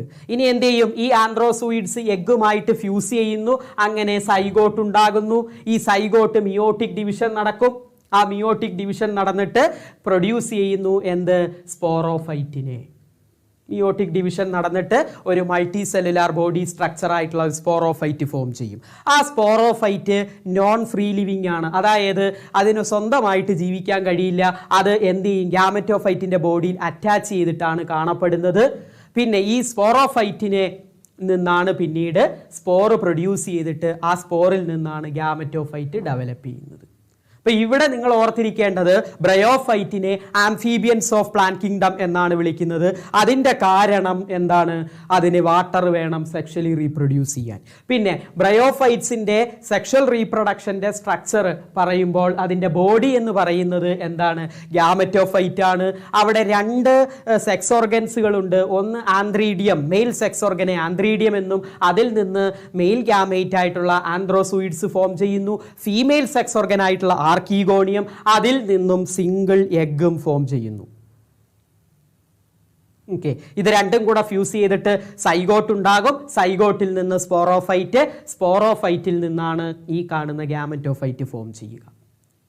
Okay, ഇപ്പൊ സ്പോറോഫൈറ്റ് അത് എങ്ങനെയാകും? അതിൽ നിന്ന് സ്പോസ് പ്രൊഡ്യൂസ് ചെയ്യും. സ്പോസിൽ നിന്ന് ഗ്യാമറ്റോഫൈറ്റ്. ഇതാണ് നിങ്ങൾ പ്രധാനമായിട്ടും ബ്രയോഫൈറ്റിന്റെ ഒരു ജനറൽ ക്യാരക്ടറിൽ ഓർത്തിരിക്കേണ്ടത്. ബ്രയോഫൈറ്റിന്റെ ജനറൽ ക്യാരക്ടറിൽ ഒരിക്കലും വിട്ടുപോകാൻ പാടില്ലാത്തൊരു കാര്യം ആംഫീബിയൻസ് ഓഫ് പ്ലാന്റ് കിങ്ഡം ആണ്. പിന്നെ അതിൻ്റെ സെക്സ് ഓർഗൻസുകൾ ഏതൊക്കെയാണ്? ആന്ത്രീഡിയം, ആർക്കീഗോണിയം. ആന്ത്രീഡിയത്തിൽ നിന്ന് ആന്ത്രോസൂയിഡ്സ്, ആർക്കീഗോണിയത്തിൽ നിന്ന് എഗ്. ഇത് ഫ്യൂസ് ചെയ്തിട്ട് സൈഗോട്ട്, സൈഗോട്ടിൽ നിന്ന് സ്പോറോഫൈറ്റ്, സ്പോറോഫൈറ്റിൽ നിന്ന് വീണ്ടും ഗ്യാമറ്റോഫൈറ്റ് ഫോം ചെയ്യുന്നു. ഇത് ഇത്രയുമാണ് ഈ ഒരു ഭാഗത്ത് നിങ്ങൾ പ്രധാനമായിട്ടും ഓർത്തിരിക്കേണ്ടത്. ചോദ്യം പലപ്പോഴും ചോദിച്ചു കാണാറുണ്ട്, why bryophytes are called amphibians of plant kingdom. അത് എല്ലാ പ്രാവശ്യവും ചോദിക്കുന്ന ഒരു ചോദ്യമാണ്. എല്ലാ ക്വസ്റ്റ്യൻ പേപ്പറിലും റിപ്പീറ്റഡ് ആയിട്ട് വരുന്ന ഒരു ക്വസ്റ്റ്യൻ ആണ് അത്. ഓക്കെ, അടുത്തത് ഇനി നമ്മളിവിടെ ഇതിൻ്റെ എക്കണോമിക്കൽ ഇമ്പോർട്ടൻസ് ആണ്. ഇതിൽ പ്രധാനമായിട്ടും നിങ്ങൾ എക്കണോമിക്കൽ ഇമ്പോർട്ടൻസ് ഒരു 3 എക്കണോമിക്കൽ ഇമ്പോർട്ടൻസ് പഠിച്ചു വെക്കണം. അത് ഞാൻ ഓരോന്ന് ടിക്ക് ചെയ്ത് തരാം. ഇതൊന്ന് പഠിക്കുക. ഏതാണ്? Species of സ്പാക്മം. സ്പാക്മം എന്ന് പറയുന്നത് ഒരു ഫ്യുവലായിട്ട് ഉപയോഗിക്കുന്നുണ്ട്. അതിൽ നിന്ന് എന്ത് ചെയ്യുന്നുണ്ട്? ഒരു പീറ്റ് പ്രൊവൈഡ് ചെയ്യുന്നുണ്ട്. ആ പീറ്റ് ഒരു ഫ്യുവലായിട്ട്, ഒരു ലോങ് ടേം ഫ്യുവലായിട്ട് നമുക്ക് ഉപയോഗിക്കാൻ പറ്റുന്നുണ്ട്. സ്പാക്മം എന്ന് പറയുന്നത് അതൊരു മോസസിൻ്റെ വെറൈറ്റിയിൽ വരുന്നതാണ് സ്പാക്മത്തിൻ്റെ ഫംഗ്ഷൻ. എക്കണോമിക്കൽ ഇമ്പോർട്ടൻസിൽ 3 എക്കണോമിക്കൽ ഇമ്പോർട്ടൻസ് നിർബന്ധമായിട്ടും പഠിച്ചിരിക്കണം. ഒന്ന്, സ്പാക്മം പഠിക്കുക. സ്പാക്മം നമുക്ക് ഫ്യുവലായിട്ട് ഉപയോഗിക്കാൻ പറ്റും. രണ്ടാമത്തത്, ഇതിന് വാട്ടർ ഹോൾഡിംഗ് കപ്പാസിറ്റി ഉള്ളത് കൊണ്ട് ലിവിങ് മെറ്റീരിയൽസ് ട്രാൻസ്പോർട്ട് ചെയ്യാൻ വേണ്ടിയിട്ട് നമ്മളിത് ഉപയോഗിക്കാറുണ്ട്. അപ്പോൾ രണ്ടാമത്തെ പോയിന്റായി. ഇനി നിങ്ങൾ പഠിച്ചിരിക്കേണ്ട മറ്റൊരു കാര്യം എന്ന് പറഞ്ഞത് എക്കോളജിക്കൽ സക്സഷന്, പ്ലാൻ സക്സഷൻ ഉപയോഗിക്കുന്നു. ഇത് പ്ലാൻ സക്സഷന് വേണ്ടിയിട്ട് എക്കോളജിക്കലി ഇമ്പോർട്ടൻ്റ് ആണ്. ഒന്ന്, പ്ലാൻ സക്സഷൻ ഉപയോഗിക്കും. പ്ലാൻ സക്സഷൻ ഇൻ റോക്ക്, അതായത് ഈ റോക്കിൽ ഇങ്ങനെ ഇത് പറ്റിപ്പിടിച്ച് കിടന്നിട്ട് സോയിൽ ഫോർമേഷന് ഹെൽപ്പ് ചെയ്യും. അതാണ് അവിടെ പറഞ്ഞത്. അപ്പം ഈ ആദ്യത്തെ രണ്ടെണ്ണം മറന്നു പോകാൻ പാടില്ല. ഏതൊക്കെയാണ്? ഒന്ന്, സ്പാക്മത്തിൻ്റെ 2 ഫങ്ഷൻസ്. ഒന്നെന്താണ്? അതൊരു ഫ്യുവലായിട്ട് ഉപയോഗിക്കാം. 2, അതിന് വാട്ടർ ഹോൾഡിംഗ് കപ്പാസിറ്റി ഉണ്ട്. അപ്പോൾ അത് പാക്കിംഗ് മെറ്റീരിയൽ ആയിട്ട് ഉപയോഗിക്കാം. 2 പോയിന്റാണ് നമ്മൾ അവിടെ ഓർക്കുന്നത്. പിന്നെ നമ്മൾ പഠിക്കുന്നത് എക്കോളജിക്കൽ ഇമ്പോർട്ടൻസ് ആണ്. ഒന്ന്, ഇനി നിങ്ങൾ ഈ എക്കോളജിക്കൽ ഇമ്പോർട്ടൻസിൽ പ്ലാൻ സക്സഷൻ മറന്നുപോയാൽ മറന്നു പോകാത്തൊരു കാര്യമാണ് എന്ത്? സോയിൽ ഇറോഷനെ പ്രിവെന്റ് ചെയ്യും. അതും ഒരു എക്കോളജിക്കൽ ഇമ്പോർട്ടൻ്റ് ആയിട്ട് വരുന്ന ക്യാരക്ടറാണ്. ഓക്കെ, സോയിൽ ഇറോഷനെ പ്രിവെന്റ് ചെയ്യും. പ്ലാൻ സക്സഷന് സഹായിക്കും. അതുപോലെ തന്നെ സ്പാക്മത്തിൻ്റെ ഫംഗ്ഷൻ. പിന്നെ ഫുഡായിട്ട് ഉപയോഗിക്കാറുണ്ട്. ആനിമൽസും ബേർഡ്സും ഹെർബേഷ്യസ് മാമൽസും ഒക്കെ ഇത് ഫുഡായിട്ടും ഉപയോഗിക്കാറുണ്ട്. ഇത്രയേ ഉള്ളൂ. ഇതിൽ 3 പ്രധാനപ്പെട്ട എക്കണോമിക്കൽ ഇമ്പോർട്ടൻസ് നിങ്ങൾ ഓർത്തിരിക്കണം. ബ്രയോഫൈറ്റ്സിന്റെ 3 പ്രധാനപ്പെട്ട ഇത്. അപ്പൊ നിങ്ങളൊരു കാര്യം ചെയ്യൂ, ഈ 3 ഓർത്തിരുന്നോളൂ. എക്കോളജിക്കൽ ഇമ്പോർട്ടൻസ്, ഒന്നെങ്കിൽ plant succession, important role in plant succession on bare rocks. ഒന്നിൽ അത്, അല്ലെങ്കിൽ സോയിൽ ഇറോഷൻ പ്രിവെന്റ് ചെയ്യാൻ സഹായിക്കുന്നു. അതായത് ഇതിങ്ങനെ പറ്റിപ്പിടിച്ചിട്ടൊരു മെത്ത പോലെ ഇതിങ്ങനെ വളർന്നു കിടക്കും. അപ്പൊ മണ്ണിനെ അവിടെ തടഞ്ഞു നിർത്തും. സോയിൽ ഇറോഷൻ പ്രിവെന്റ് ചെയ്യാൻ മോസസ് ഒക്കെ. പിന്നെ സ്പാക്മത്തിൻ്റെ ഫംഗ്ഷൻ. സ്പാക്മത്തിൽ നിന്ന് ഒരു പീറ്റ് ഫോം ചെയ്യുന്നുണ്ട്. ആ പീറ്റ് ഒരു ലോങ് ടേം ഫ്യുവലായിട്ട് ഉപയോഗിക്കാൻ പറ്റും. അതുപോലെ തന്നെ സ്പാക്മത്തിന് വാട്ടർ ഹോൾഡിംഗ് കപ്പാസിറ്റി ഉണ്ട്. അത് നമുക്ക് പാക്കിംഗ് മെറ്റീരിയലായിട്ട്, ലിവിങ് മെറ്റീരിയൽസ് പാക്ക് ചെയ്യാൻ വേണ്ടിയിട്ട്, ട്രാൻസ്ഷിപ്മെൻറ്റിന് വേണ്ടിയിട്ട് ഉപയോഗിക്കുന്നു. ഈ ഒരു 3 പോയിന്റ് നിങ്ങൾ ഓർത്തിരുന്നാൽ മതി. പ്രധാനമായിട്ട് ഈ 3 പോയിന്റ് എന്തൊക്കെയാ? ഒന്ന്, സോയിൽ ഇറോഷനെ പ്രിവെന്റ് ചെയ്യും. 2, സ്പാക്മം ഒരു ഫ്യുവലായിട്ട് ഉപയോഗിക്കുന്നു. 2, സ്പാക്മത്തിന് വാട്ടർ ഹോൾഡിംഗ് കപ്പാസിറ്റി ഉള്ളത് കൊണ്ട് ഒരു പാക്കിംഗ് മെറ്റീരിയലായിട്ടും ഉപയോഗിക്കുന്നു. 3 പോയിന്റുകൾ ഓർത്തിരിക്കുക. ഒന്നെങ്കിൽ 3 പോയിന്റ് എഴുതാനായിരിക്കും ചോദിക്കുക, അല്ലെങ്കിൽ 2. ഓക്കെ, എക്കണോമിക് ഇമ്പോർട്ടൻസ് വളരെ ഇമ്പോർട്ടൻ്റ് ആയിട്ടുള്ള ഒരു കാര്യമാണിത്. ഇത് ചോദിക്കാറുണ്ട് വളരെ ഇമ്പോർട്ടൻ്റ് ആയിട്ട്. പിന്നെ നിങ്ങൾക്ക് 2 ടൈപ്പാണ് ഇതിൽ പഠിക്കാനുള്ളത്. ഒന്ന് ലിവർ വേർഡ്സും പിന്നെ ഒന്ന് മോസസും. ഇതിൽ ലിവർ വേർഡ്സിൽ നിങ്ങൾ മറന്നു പോകാതെ പഠിക്കേണ്ട ഒരു കാര്യമുണ്ട്, ജേമേ. മറന്നു പോകാതെ പഠിക്കേണ്ട ഒരു കാര്യമുണ്ട്, ജേമേ. എന്താണ് ജേമേ? ജേമേ എന്താണ്? ഗ്രീൻ മൾട്ടി സെല്ലുലാർ എസെക്ഷൽ ബഡുകളെയാണ് നമ്മൾ ജേമേ എന്ന് വിളിക്കുന്നത്. അതൊരു ജേമേ കപ്പിലാണ് ഫോം ചെയ്യുന്നത്. ആ ജേമേ ഓർത്തിരിക്കണം. അത് ലിവർ വേർഡ്സിൻ്റെ ഒരു എന്താ പറയുക, റീപ്രൊഡ്യൂസിങ് മെക്കാനിസമാണ്. എസെക്ഷൽ റീപ്രൊഡക്ഷൻ, ലിവർ വേർഡ്സിൻ്റെ എസെക്ഷൽ റീപ്രൊഡക്ഷൻ ഒന്നെങ്കിൽ ഫ്രാഗ്മെന്റേഷൻ വഴിയോ അല്ലെങ്കിൽ ജേമേ ഫോർമേഷൻ വഴിയോ ആണ്. അതിൽ ജേമേ എന്താണെന്ന് ഓർത്തിരിക്കുക. ലിവർ വേർഡ്സിൽ ജേമേ വളരെ ഇമ്പോർട്ടൻ്റ് ആണ്. എന്താണ്? Green multicellular asexual bud. Green multicellular asexual ബഡാണ് ജേമേ എന്ന് പറയുന്നത്. അത് ജേമേ എന്താണെന്ന് ചോദിച്ചു വന്നിട്ടുണ്ട്. ഓക്കെ, അപ്പം ലിവർ വേർഡ്സിൻ്റെ കേസിൽ ലിവർ വേർഡ്സിന് എക്സാമ്പിൾ മാർക്കാൻഷിയാണ്. അപ്പം മാർക്കാൻഷിയിൽ ഹൗ ഡു മാർക്കാൻഷ്യ റീപ്രൊഡ്യൂസ് എസെക്ഷലി എന്ന് ചോദിക്കാം. ഒന്ന് ഫ്രാഗ്മെന്റേഷൻ വഴിയും, രണ്ടാമത്തെ ജേമേ ഫോർമേഷൻ വഴിയും. എന്നിട്ട് വാട്ട് ഈസ് ജേമേ, ബി ആമത്തെ ചോദ്യം വാട്ട് ഈസ് ജേമേ എങ്ങനെയും ചോദിക്കാം. ഓക്കെ, ഇപ്പൊ ജേമേ എന്ന് പറഞ്ഞാൽ എന്താ? ഗ്രീൻ മൾട്ടി സെല്ലുലാർ എസെക്ഷൽ സ്പോറുകളെയാണ് ജേമേ എന്ന് വിളിക്കുന്നത്. പിന്നെ സെക്ഷൽ റീപ്രൊഡക്ഷൻ എങ്ങനെയാണ്? നമ്മൾ നേരത്തെ പറഞ്ഞ പോലെ ആന്ത്രോസൂയിഡ്സ്, ആന്ത്രീഡിയത്തിൽ നിന്ന് ആന്ത്രോസൂയിഡ്സും ആർക്കിഗോണിയത്തിൽ നിന്ന് എഗ്ഗും വരുന്നു. ആന്ത്രോസൂയിഡ്സ് പോയിട്ട് എഗ്ഗുമായിട്ട് ഫ്യൂസ് ചെയ്യുന്നു, സൈഗോട്ട് ഡെവലപ്പ് ചെയ്യുന്നു, സൈഗോട്ടിൽ നിന്ന് സ്പോറോഫൈറ്റ് ഫോം ചെയ്യുന്നു. സ്പോറോഫൈറ്റ് ഇവിടെ ഫൂട്ട്, സീറ്റ് ആൻഡ് ക്യാപ്സ്യൂളായിട്ട് ഡിഫറൻസിയേഷൻ വരുന്നുണ്ട്. മാർക്കാൻഷിയയുടെ കേസിൽ sporophyte, foot, seat and capsule. Foot എന്ന് പറഞ്ഞാൽ നമ്മുടെ കാൽപാദം പോലെ ആ ഗ്യാമറ്റോഫൈറ്റിലേക്ക് അറ്റാച്ച് ചെയ്ത് വരുന്ന ഭാഗമാണ്, അറ്റാച്ച് ചെയ്ത് വരുന്ന സ്പോറോഫൈറ്റിന്റെ ഭാഗം, അതിനെയാണ് ഫൂട്ട് എന്ന് പറയുന്നത്. പിന്നെ അതിന്റെ കുറച്ച് സ്റ്റോക്ക് ആയിട്ട് വരുന്ന ഭാഗം സീറ്റ്, പിന്നെ ഒരു ക്യാപ്സ്യൂൾ. ഈ ക്യാപ്സ്യൂളിന്റെ ഉള്ളിലായിരിക്കും സ്പോർ ഉണ്ടായിരിക്കുക. ക്യാപ്സ്യൂളിന്റെ ഉള്ളിലാണ് മിയോസിസ് നടന്നിട്ട് സ്പോർ ഉണ്ടാകുക. ആ സ്പോറാണ് പിന്നീട് ഗ്യാമറ്റോഫൈറ്റ് ആയിട്ട് ഡെവലപ്പ് ചെയ്യുക. അപ്പം ലിവർ വേർഡ്സിൽ നിങ്ങൾ ഓർത്തിരിക്കേണ്ട ഒരു കാര്യം, ജേർമേ നിർബന്ധമായും ഓർത്തിരിക്കണം. ലിവർ വേർഡ്സിന്റെ എസെക്ഷൽ റീപ്രൊഡക്ഷൻ മെക്കാനിസമാണ്. ലിവർ വേർഡ്സ് ഒരു എസെക്ഷലി റീപ്രൊഡ്യൂസ് ചെയ്യുന്നത് ജേർമേ ഫോർമേഷൻ വഴിയാണ്. എന്താണ് ജേർമേ എന്ന് ചോദിക്കാം. Gemmae green multicellular asexual ബഡുകളാണ് ജേർമേ എന്ന് പറയുന്നത്. പിന്നെ ഇതിന്റെ ഈ സെക്ഷൽ റീപ്രൊഡക്ഷൻ, ഇതിൽ നിർബന്ധമായും ഓർത്തിരിക്കേണ്ട ഒരു പോയിന്റ് ആണ് ജേർമേ എന്ന് പറയുന്നത്. ഓക്കെ, പിന്നെ ഈ സെക്ഷൽ റീപ്രൊഡക്ഷൻ നമ്മൾ ആ കോമൺ എക്സാമ്പിൾ പഠിച്ചു വെച്ച് കഴിഞ്ഞാൽ തന്നെ മതി. ആ കോമൺ എക്സാമ്പിൾ പഠിച്ച ആ നമ്മൾ തുടക്കം ബ്രയോഫൈറ്റിന്റെ റീപ്രൊഡക്ഷൻ പറഞ്ഞ അതേ സെയിം റീപ്രൊഡക്ഷൻ തന്നെയാണ്. ആന്ത്രീഡിയവും ആർക്കീഗോണിയത്തിൽ നിന്നും ആന്ത്രോസൂയിഡും എഗ്ഗും വന്നിട്ട് സൈഗോട്ട് ഫോം ചെയ്യുന്ന സെയിം കാര്യം തന്നെ, മാറ്റമില്ല. പിന്നെ അടുത്ത ഇതാണ് മോസസ്. മോസസിൽ നിങ്ങൾ പഠിക്കേണ്ടത് 2 സ്റ്റേജ് ആണ്. ആദ്യത്തെ ഒരു സ്റ്റേജ് പ്രോട്ടോനീമ സ്റ്റേജും പിന്നെ ഒരു ലീഫി സ്റ്റേജും. ഇത് രണ്ടും നിങ്ങൾ ഓർത്തിരിക്കണം. പ്രോട്ടോനീമൽ സ്റ്റേജും ലീഫി സ്റ്റേജും, ഈ 2 കാര്യമാണ് മോസസിന്റെ കേസിൽ. അപ്പം ലിവർ വേർഡ്സിൽ ഞാൻ പറഞ്ഞു മാർക്കാൻഷ്യ എക്സാമ്പിൾ ആയിട്ട് വരുന്നു. അവിടെ നിങ്ങൾ ഓർത്തിരിക്കേണ്ടത് ജേർമയാണ്. ജേർമേ എന്ന് പറയുന്നത് സെക്ഷൽ റീപ്രൊഡക്ഷൻ മെക്കാനിസം ആണ്. ജേർമേ എന്ന് പറയുന്നത് എന്താണ്? സെക്ഷൽ ബഡാണ്, ഗ്രീൻ ആയിട്ടുള്ള സെക്ഷൽ ബഡാണ്. ഇവിടെ മോസസ് ആണ്. മോസസിന് നിങ്ങൾ പ്രധാനമായിട്ടും ഓർക്കേണ്ടത് അതിന് 2 പ്രധാനപ്പെട്ട സ്റ്റേജ് ഉണ്ട്. അതായത് സ്പോറിൽ നിന്ന് ഡയറക്റ്റ് ആയിട്ട് ഫോം ചെയ്യുന്ന ഒരു സ്റ്റേജ്, അതിനെ പ്രോട്ടോനീമ എന്നാ പറയുക. അതെങ്ങനെയായിരിക്കും? ക്രീപ്പിംഗ് ആയിരിക്കും, ഗ്രീൻ ആണ്, ബ്രാഞ്ച്ഡ് ആണ്. ക്രീപ്പിംഗ് ഗ്രീൻ ബ്രാഞ്ചഡ് ആയിട്ടുള്ള ഒരു സ്റ്റേജാണ്, ഫിലമെൻ്റ് സ്റ്റേജാണ് പ്രോട്ടോനീമ എന്ന് പറയുന്നത്. പിന്നെ അതിൽ നിന്ന് ഒരു സെക്കൻഡറി പ്രോട്ടോനീമ ഫോം ചെയ്തിട്ട് മുകളിലേക്ക് ഒരു സ്ലെൻഡർ അപ്രൈറ്റ് ആയിട്ട് മുകളിലേക്കൊരു ഇത് വളർന്നു വരും. അതിനെയാണ് ലീഫി സ്റ്റേജ് എന്ന് പറയുന്നത്. എന്നിട്ട് അതിൽ സ്പൈറലായിട്ട് ലീവ്സ് അറേഞ്ച് ചെയ്ത് കാണും. അതിനെയാണ് ലീഫി സ്റ്റേജ് എന്ന് പറയുന്നത്. അപ്പം ഈ മോസസിൻ്റെ കേസിലാണ് 2 പ്രധാനപ്പെട്ട സ്റ്റേജുകൾ വരിക. ഒന്ന് പ്രോട്ടോനീമൽ സ്റ്റേജും രണ്ടാമത്തത് ലീഫി സ്റ്റേജും. പ്രോട്ടോനീമൽ സ്റ്റേജ് എന്ന് പറയുന്നത് എന്താണ്? ഈ സ്പോറിൽ നിന്ന് ഡയറക്റ്റ് ആയിട്ട് ഫോം ചെയ്യുന്നതാണ് പ്രോട്ടോനീമൽ സ്റ്റേജ്. അവിടെ അത് എങ്ങനെയായിരിക്കും? ക്രീപ്പിംഗ് ആണ്, ഗ്രീൻ ആണ്, അൺബ്രാഞ്ച്ഡ് ആയിട്ടുള്ള ഫിലമെന്റസ് ഫോം ആണ്. ലീഫി സ്റ്റേജിലേക്ക് വരുന്നു. ലീഫി സ്റ്റേജ് എന്ന് പറയുമ്പോൾ എന്താണ്? അപ്രൈറ്റ് ആണ്, സിലിണ്ടർ ആക്സിസ്, അത് എന്ത് ചെയ്യുന്നുണ്ട്? സ്പൈറൽ ലീവ്സുകൾ അറേഞ്ച് ചെയ്ത് കിടക്കുന്നു. ഇവിടെ തന്നെയാണ് സെക്സ് ഓർഗൻസുകളും പ്രസന്റ് ആയിട്ടുള്ളത്. ഇതാണ് നിങ്ങൾ ഇവിടെ പ്രധാനമായിട്ടും ഓർത്തിരിക്കേണ്ടത്. ഫ്യുണേറിയയും സ്പാക്മോമാണ് ഈ മോസസിന് എക്സാമ്പിൾ ആയിട്ട് വരിക. അപ്പോൾ ബ്രയോഫൈറ്റിംഗ് കഴിഞ്ഞു. ബ്രയോഫൈറ്റിൽ ഞാൻ പറഞ്ഞു പ്രധാനമായിട്ടും bryophyte amphibians of plant kingdom, മറന്നുപോകാൻ പാടില്ല. പിന്നെ അതിൻ്റെ റീപ്രൊഡ്യൂസിങ് ഓർഗൻ, അവിടെ ബോഡി എന്താണ്? ഗ്യാമറ്റോഫൈറ്റ് ആണ്, ഹാപ്ലോയിഡ് ആണ്, antheridium, archegonium, antherozoid, egg, zygote, sporophyte, സ്പോറോഫൈറ്റിൽ നിന്ന് സ്പോറ്, പിന്നെ ഗ്യാമറ്റോഫൈറ്റ് ഫോം ചെയ്യുന്നു. അതാണ് അതിൻ്റെ റീപ്രൊഡക്ഷൻ. പിന്നെ നമ്മൾ എക്കണോമിക്കൽ ഇമ്പോർട്ടൻസ് ആണ് പഠിച്ചത്. അതിൽ ഒരെണ്ണം ഞാൻ പറഞ്ഞത് സ്പാക്മത്തിന്റെ കാര്യമാണ്. സ്പാക്മം, അതിൽ നിന്ന് പീറ്റ് എന്ന് പറയുന്ന ഒരു ഇത് പ്രൊവൈഡ് ചെയ്യുന്നുണ്ട്. അത് ഒരു ഫ്യൂവലായിട്ട് നമുക്ക് ഉപയോഗിക്കാൻ പറ്റും. പിന്നെ വാട്ടർ ഹോൾഡിംഗ് കപ്പാസിറ്റി ഉള്ളത് കൊണ്ട് ലിവിങ് മെറ്റീരിയൽസ് ട്രാൻസ്പോർട്ട് ചെയ്യാൻ നമുക്ക് ഉപയോഗിക്കാൻ പറ്റുന്നുണ്ട്. പിന്നെ നിങ്ങൾ ഓർത്തിരിക്കേണ്ട ഒരു കാര്യം എക്കോളജിക്കൽ ഇമ്പോർട്ടൻസ്, ഒന്നെങ്കിൽ പ്ലാന്റ് സക്സഷൻ ഓൺ ബെയർ റോക്കിലെ പ്ലാന്റ് സക്സഷന് സഹായിക്കുന്നു.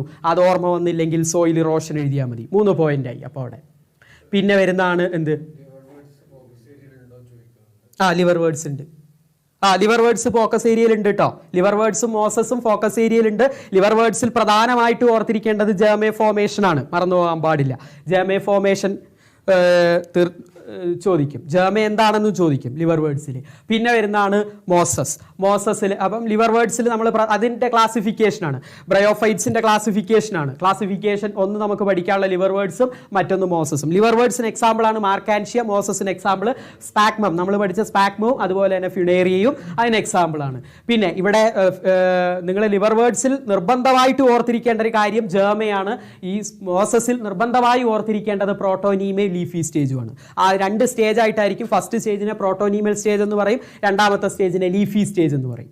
ഓക്കെ, ലീഫി സ്റ്റേജിലാണ് സെക്സ് ഓർഗൻസുകളൊക്കെ കാണപ്പെടുന്നത്. ബയോളജി അങ്ങനെയാണ്. കാരണം എന്താണെന്ന് വെച്ച് കഴിഞ്ഞാൽ പരീക്ഷയുടെ ആ ഒരു സമയമാകുമ്പോൾ നമ്മൾ എടുത്ത് ബ്രഷപ്പ് ചെയ്യണം. അതിനാണ് ഞാൻ ഈ പ്രധാനപ്പെട്ട പോയിന്റുകൾ നിങ്ങളോട് പറയുന്നത്. ബയോളജിക്ക് അങ്ങനെ ഒരു പ്രശ്നമുണ്ട്. നമ്മൾ ഇപ്പോൾ പഠിച്ചു കഴിഞ്ഞാൽ കുറച്ച് കഴിയുമ്പോൾ മറന്നു പോകും. അത് ബയോളജിയുടെ ഒരു സ്വതസിദ്ധമായൊരു സ്വഭാവ രീതിയാണ്. അപ്പോൾ നിങ്ങൾ എന്ത് ചെയ്യണം എന്ന് വെച്ചാൽ, ഞാനിപ്പോൾ ഇവിടെ പ്രധാനപ്പെട്ട പോയിന്റുകൾ പറയുന്നത് നിങ്ങൾ എന്ത് ചെയ്യുക, എഴുതി വെക്കുക. എന്നിട്ട് അത് സാധനങ്ങൾ മാത്രം പരീക്ഷയുടെ ആ സമയത്തൊന്ന് ജസ്റ്റ് ഓടിച്ച് നോക്കിയാൽ മതി. അപ്പോൾ നിങ്ങൾക്ക് കറക്റ്റായിട്ട് ഓർമ്മ വരും. ഈ സാധനം കാണുമ്പോൾ എന്തൊക്കെയാണ്, ജസ്റ്റ് ആ പേര് എഴുതി വെച്ചാൽ മതി. ആ കാണുന്ന സമയത്ത് തന്നെ നിങ്ങൾക്ക് മനസ്സിലാവും ഇതെന്തൊക്കെ ഏതൊക്കെയാണ് എന്നുള്ളത്. ഓക്കെ, അപ്പൊ ഇനി നമുക്ക് അടുത്ത ഒരു ഇതിലേക്ക് പോകാം. അപ്പം നമ്മുടെ ഇവിടെ പ്ലാൻ കിങ്ഡവും കഴിഞ്ഞു. ആൽഗെ നമ്മൾ പറഞ്ഞു, ആൽഗയുടെ എക്കണോമിക്കൽ ഇമ്പോർട്ടൻസ്, അതുപോലെ ആൽഗയുടെ 3 ടൈപ്പ്, പിന്നെ ബ്രയോഫൈറ്റിന്റെ 2 ടൈപ്പ്, അതിന്റെ എക്കണോമിക്കൽ ഇമ്പോർട്ടൻസ്. ഓക്കെ, ഇനി അടുത്തത് നമ്മൾ മിനറൽ ന്യൂട്രീഷൻ ആണ് അടുത്തത് ഇന്ന് ഡിസ്കസ് ചെയ്യാൻ പോകുന്നത്. മിനറൽ ന്യൂട്രീഷനിൽ പ്രധാനമായിട്ടും നിങ്ങൾ പഠിക്കേണ്ടത് 2 കാര്യങ്ങളാണ്. ഒന്ന്, അതിൻ്റെ ക്രൈറ്റീരിയ, ഈ എസെൻഷ്യാലിറ്റി, ക്രൈറ്റീരിയ ഓഫ് എസെൻഷ്യൽ, ഇതിനെ എസെൻഷ്യൽ എലമെന്റ് ആയിട്ട് കണക്കാക്കുന്നത് എന്തിൻ്റെ അടിസ്ഥാനത്തിലാണ്, അതിൻ്റെ ക്രൈറ്റീരിയം പഠിക്കുക. ബയോളജിക്കൽ നൈട്രജൻ ഫിക്സേഷൻ, ഇത് 2 പഠിച്ചാൽ മതി. ഈ 2 കാര്യങ്ങൾ പഠിച്ചു കഴിഞ്ഞാൽ ഉറപ്പായിട്ടും ഇതിൽ നിന്ന് വരുന്ന ചോദ്യങ്ങൾക്കുള്ള ഉത്തരങ്ങൾ മുഴുവൻ നിങ്ങൾക്ക് എഴുതാൻ പറ്റും. ഒന്ന്, ക്രൈറ്റീരിയ, ഒരു എലമെന്റിനെ എസെൻഷ്യൽ എലമെന്റ് ആണോ അല്ലയോ എന്ന് തീരുമാനിക്കുന്നതിന് 3 പ്രധാനപ്പെട്ട ക്രൈറ്റീരിയ ഉണ്ട്. ഒന്ന്, ഇത് അബ്സല്യൂട്ട്ലി നെസസറി ആയിരിക്കണം for normal growth and reproduction. ഒരു എലമെന്റ് നോർമൽ ഗ്രോത്ത് ആൻഡ് റീപ്രൊഡക്ഷന് വളരെ ഇമ്പോർട്ടൻ്റ് ആയിരിക്കണം. അങ്ങനെയാണെങ്കിൽ മാത്രമേ അതിനെ നമ്മൾ എന്തായിട്ട് കാണൂ, എസെൻഷ്യൽ ആയിട്ട് കാണൂ. അപ്പോൾ ഒന്നാമത്തെ point, absolutely necessary four normal growth and reproduction. രണ്ടാമത്തത്, ഇറ്റ് ഷുഡ് ബി സ്പെസിഫിക്, രണ്ടാമത്തെ പോയിന്റ്. മൂന്നാമത്തെ point, directly involve in metabolism. ഈ 3 പോയിന്റ് ഓർത്തിരുന്നാൽ മതി. ഏതൊക്കെയായിരുന്നു? ഒന്ന്, എസെൻഷ്യാലിറ്റി, ക്രൈറ്റീരിയ ഫോർ എസെൻഷ്യാലിറ്റി. 3 മാർക്കിന് ചോദിക്കുന്ന ഒരു ഷുവർ ക്വസ്റ്റ്യൻ ആണത്. 3 മാർക്കിന് ഷുവറായിട്ടും ചോദിക്കുന്ന ഒരു ചോദ്യമാണ്. ഒന്ന്, absolutely necessary four normal growth and reproduction. രണ്ടാമത്, ഇറ്റ് ഷുഡ് ബി സ്പെസിഫിക് ആയിരിക്കണം. മൂന്നാമത്, ഡയറക്ട്ലി ഇൻവോൾവ് ഇൻ മെറ്റബോളിസം. ഈ 3 കാര്യങ്ങൾ ഓർത്തിരുന്നാൽ മതി. ഈ 3 കാര്യങ്ങളാണ് അതിൻ്റെ എസെൻഷ്യാലിറ്റിയെ തീരുമാനിക്കുന്നത്. ഓക്കെ, ഇതാണ് അതിൻ്റെ ക്രൈറ്റീരിയ. ഈ പോയിന്റ് കർശനമായും പഠിച്ചിരിക്കണം. പോയിന്റ് ആയിട്ട് എഴുതി വെച്ചോളൂ. It should be absolutely necessary four normal growth and reproduction, ഒന്നാമത്തെ പോയിന്റ്. രണ്ടാമത്തെ, ഇറ്റ് ഷുഡ് ബി സ്പെസിഫിക്. മൂന്നാമത്തെ point, directly involve in metabolism. ഈ 3 പോയിന്റ്, ഇതാണ് ക്രൈറ്റീരിയ. എസെൻഷ്യാലിറ്റി നിർണ്ണയിക്കുന്ന, ഒരു എലമെന്റ് എസെൻഷ്യൽ ആണോ അല്ലയോ എന്ന് നിശ്ചയിക്കുന്നതിൻ്റെ 3 പ്രധാനപ്പെട്ട കാരണങ്ങൾ, 3 പ്രധാനപ്പെട്ട ക്രൈറ്റീരിയയാണത്. പിന്നെ അതിൻ്റെ അടിസ്ഥാനത്തിൽ എസെൻഷ്യൽ എലമെന്റ്സിനെ മാക്രോ എന്നും മൈക്രോ എന്നും തിരിച്ചിട്ടുണ്ട്. മാക്രോ എന്ന് പറയുമ്പോൾ അളവിൽ കൂടുതൽ വേണ്ടതാണ്, മൈക്രോ എന്ന് പറയുമ്പോൾ കുറഞ്ഞ അളവിൽ വേണ്ടതാണ്. ഇനി അതെല്ലാം നിങ്ങൾ മറന്നുപോയാലും ഈ ഒരു ക്രൈറ്റീരിയ ഓർത്തിരിക്കണം. ക്രൈറ്റീരിയ ഫോർ എസെൻഷ്യാലിറ്റി, അതൊരു ഷുവർ ക്വസ്റ്റ്യൻ ആണ്. ഓക്കെ, അതിൻ്റെ അടിസ്ഥാനത്തിൽ ഞാൻ പറഞ്ഞായിരുന്നു മാക്രോയും മൈക്രോ എലമെന്റ്സുകളും ഉണ്ട്. മാക്രോ എന്ന് പറയുമ്പോൾ അളവിൽ കൂടുതൽ വേണ്ടതാണ്. ഏതൊക്കെയാണ് അളവിൽ നമുക്ക് കൂടുതൽ വേണ്ടത്? കാർബൺ വേണം, ഹൈഡ്രജൻ വേണം, oxygen, nitrogen, phosphorus, sulphur, potassium, calcium, magnesium. ഇത് ഇത്രയും നമുക്ക് അളവിൽ കൂടുതൽ വേണ്ടതാണ്.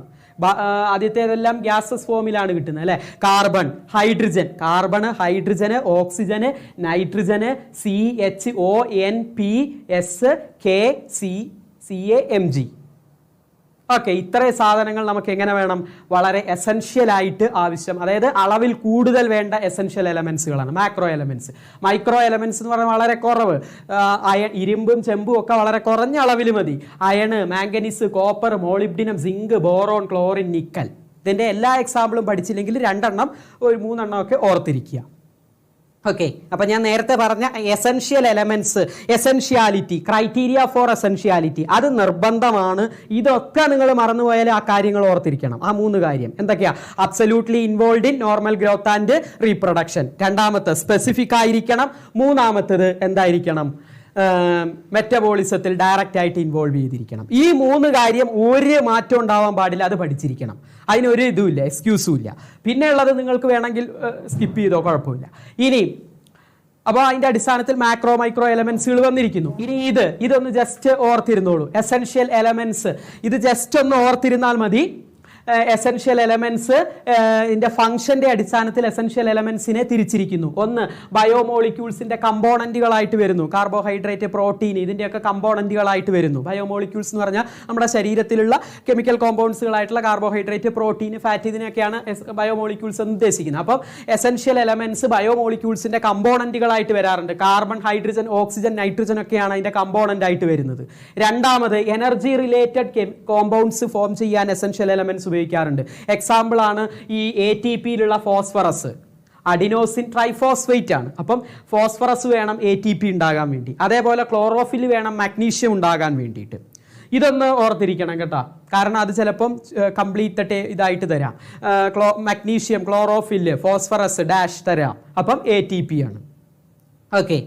പിന്നെ ആക്ടിവേറ്റ് ആൻഡ് ഇൻഹിബിറ്റ്, എൻസൈംസിനെ ആക്ടിവേറ്റ് ചെയ്യാനും ഇൻഹിബിറ്റ് ചെയ്യാനും ഉപയോഗിക്കാറുണ്ട്. അതിന് നമുക്കൊരു ആക്ടിവേഷൻ്റെ എക്സാമ്പിളാണ് മഗ്നീഷ്യം എന്ത് ചെയ്യുന്നുണ്ട്, റുബിസ്കോയെയും അതുപോലെ PEPAസിനെയും. ഇത് രണ്ടും കാർബൺ ഫോട്ടോസിന്തസിസിൻ്റെ ചാപ്റ്ററിൽ വരുന്നതാണ്. റുബിസ്കോയും PEPAയും കാർബൺ ഡയോക്സൈഡ് ഫിക്സേഷന് സഹായിക്കുന്ന ആളുകളാണ്.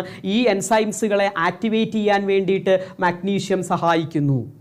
പിന്നെ ഒരെണ്ണം നമുക്ക് പഠിക്കാനുള്ളത് osmotic potential, potassium osmotic potential. പിന്നെ വരുന്നതാണ് osmotic potential of the cell, അത് നിയന്ത്രിക്കുന്നു പൊട്ടാസ്യം. ഇപ്പം ഇത് നിങ്ങൾ അത്ര ഇമ്പോർട്ടൻ്റ് ആയിട്ട് ജസ്റ്റ് ഒന്ന് നോക്കി വെച്ചിരുന്നാൽ മതി. ബയോമോളിക്യൂൾസിൽ വരുന്നത് ആരൊക്കെയാണ്? Carbon, hydrogen, oxygen, nitrogen. പിന്നെ എനർജി റിലേറ്റഡ് ആയിട്ട് വരുന്നു. ഒന്ന് ATPക്ക് ഫോസ്ഫറസും ക്ലോറോഫിലിന് മഗ്നീഷ്യവും. ഈ ഒരു എക്സാമ്പിൾ ഓർത്തിരിക്കുക. അതുപോലെ തന്നെ മഗ്നീഷ്യം ഈ എന്ത് ചെയ്യുന്നുണ്ട്, റുബിസ്കോയെയും PEPAസിനെയും ആക്ടിവേറ്റ് ചെയ്യുന്നു. ആ ഒരു എക്സാമ്പിൾ ഓർത്തിരിക്കുക. Potassium opening and closing of സ്റ്റൊമാറ്റയുടെ ഓപ്പണിംഗ് ആൻഡ് ക്ലോസിംഗിന് സഹായിക്കുന്നു. അപ്പോൾ ഈ എസെൻഷ്യാലിറ്റി, ക്രൈറ്റീരിയ ഫോർ എസെൻഷ്യാലിറ്റിയിൽ പ്രധാനമായിട്ടും നിങ്ങൾ ഓർത്തിരിക്കേണ്ട ഒരു കാര്യം ഞാൻ അടിവരയിട്ട് നിങ്ങളോട് ആവശ്യപ്പെടുന്നു, എഴുതി വെച്ചിരിക്കണം. അത് ആ 3 ക്രൈറ്റീരിയയാണ്. ഒന്ന് എന്തായിരുന്നു, സ്പെസിഫിക് ആയിരിക്കണം. 2 absolutely involve in normal growth and reproduction. പിന്നെ ഒന്ന് എന്തായിരുന്നു, ഡയറക്ട്ലി ഇൻവോൾവ് ഇൻ മെറ്റബോളിസം. ഈ 3 പോയിന്റ് മറന്നു പോകാൻ പാടില്ല. ഏതൊറക്കത്തിൽ ചോദിച്ചാലും പറയാൻ പാകത്തിന് തന്നെ ആയിരിക്കണം. ബാക്കി നിങ്ങൾ ജസ്റ്റ് വായിച്ചാൽ മതിയാകും. ഓക്കെ, ആ കാര്യം മറന്നു പോകരുത്.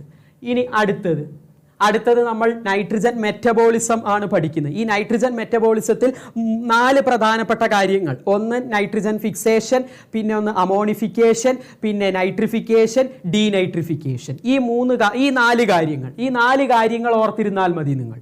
പ്രധാനമായിട്ടും ഈ 4 കാര്യങ്ങൾ. നൈട്രജൻ ഫിക്സേഷൻ എന്ന് പറഞ്ഞാൽ അറ്റ്മോസ്ഫിയറിലെ നൈട്രജനെ, ഈ ഒരു ചിത്രം ഓർത്തിരിക്കുക. അപ്പോൾ ഇതിനകത്ത് തന്നെ എല്ലാം കൊടുത്തിട്ടുണ്ട്, അമോണിഫിക്കേഷനും നൈട്രിഫിക്കേഷനും ഒക്കെ. നൈട്രജൻ ഫിക്സേഷൻ കണ്ടോ, നൈട്രജൻ ഫിക്സേഷൻ തന്നിരിക്കുന്നു.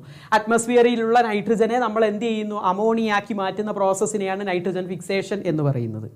പിന്നെ വരുന്നതാണ് അമോണിഫിക്കേഷൻ. അടുത്ത ടേമാണ് അമോണിഫിക്കേഷൻ. ഈ 4 ടേംസ് ഈ നൈട്രജൻ മെറ്റബോളിസത്തിൽ 4 പ്രധാനപ്പെട്ട ടേംസ് പഠിച്ചിരിക്കണം. ഒന്ന് നൈട്രജൻ ഫിക്സേഷൻ.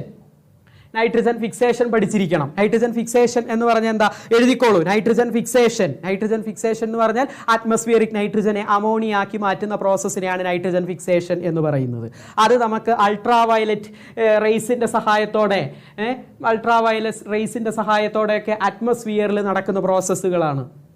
അൾട്രാവയലറ്റ് രശ്മികളുടെ സഹായത്തോടെ അല്ലെങ്കിൽ ലൈറ്റ്നിങ്ങിൻ്റെ സഹായത്തോടെയൊക്കെ ഈ ഒരു പ്രോസസ്സ് നടക്കുന്നുണ്ട്. രണ്ടാമതായിട്ട് ഓർത്തിരിക്കേണ്ടത് അമോണിഫിക്കേഷനാണ്. അമോണിഫിക്കേഷൻ എന്ന് പറഞ്ഞാൽ നമ്മുടെ ശരീരത്തിൽ സ്റ്റോർ ചെയ്ത് വെച്ചിരിക്കുന്ന ഓർഗാനിക് നൈട്രജനെ അമോണിയ ആക്കി മാറ്റുന്ന പ്രോസസ്സിനെയാണ്. അതായത് ഡെഡ് ആൻഡ് ഡീക്കേഡ് ബോഡിയിൽ, plant animal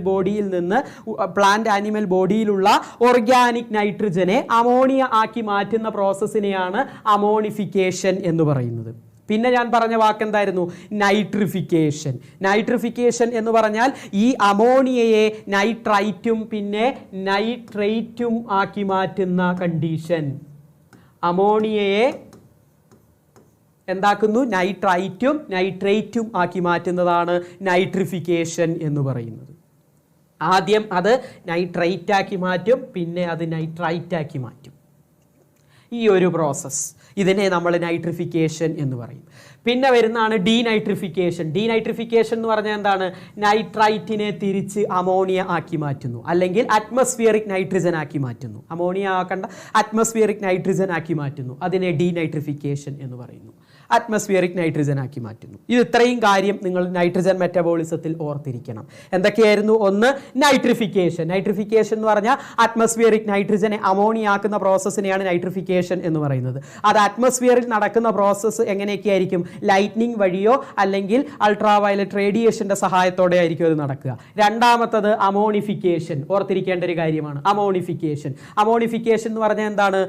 organic nitrogen, dead plants and ആനിമൽസിലുള്ള ഓർഗാനിക് നൈട്രജനെ അമോണിയാക്കി മാറ്റുന്ന പ്രോസസ്സാണ് അമോണിഫിക്കേഷൻ. ഇനി അടുത്ത വരുന്നതാണ് ഈ അമോണിയയെ നൈട്രൈറ്റ് ആക്കുകയും പിന്നീട് അതിനെ നൈട്രേറ്റ് ആക്കി മാറ്റുന്ന പ്രോസസ്സാണ് നൈട്രിഫിക്കേഷൻ എന്ന് പറയുന്നത്.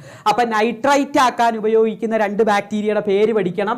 നൈട്രോസൊമോണസ് ആൻഡ് നൈട്രോകോക്കസ്. നൈട്രോകോക്കസിന്റെയും നൈട്രോസൊമോണസ് ബാക്ടീരിയയുടെയും സഹായത്തോടെയാണ് അമോണിയ നൈട്രൈറ്റ് ആക്കുന്നത്. പിന്നെ ഈ നൈട്രൈറ്റിനെ നൈട്രേറ്റ് ആക്കും. അതാരാണ്? നൈട്രോബാക്ടർ. നൈട്രോബാക്ടറിന്റെ സഹായത്തോടെയാണ് നൈട്രൈറ്റിനെ നൈട്രേറ്റ് ആക്കുന്നത്. ആ പേരുകൾ ഓർത്തിരിക്കണം. അപ്പൊ നിങ്ങൾ എഴുതിക്കോളൂ. Nitrogen fixation first, nitrogen fixation, nitrogen metabolism എന്ന് എഴുതുക. First nitrogen fixation. Nitrogen fixation ഞാൻ പറഞ്ഞു, അറ്റ്മോസ്ഫിയറിക് നൈട്രജനെ എന്താക്കി മാറ്റുന്നു? അമോണിയാക്കി മാറ്റുന്നു. അറ്റ്മോസ്ഫിയറിക് നൈട്രജൻ ടു അമോണിയ, അതാണ് എന്ത്?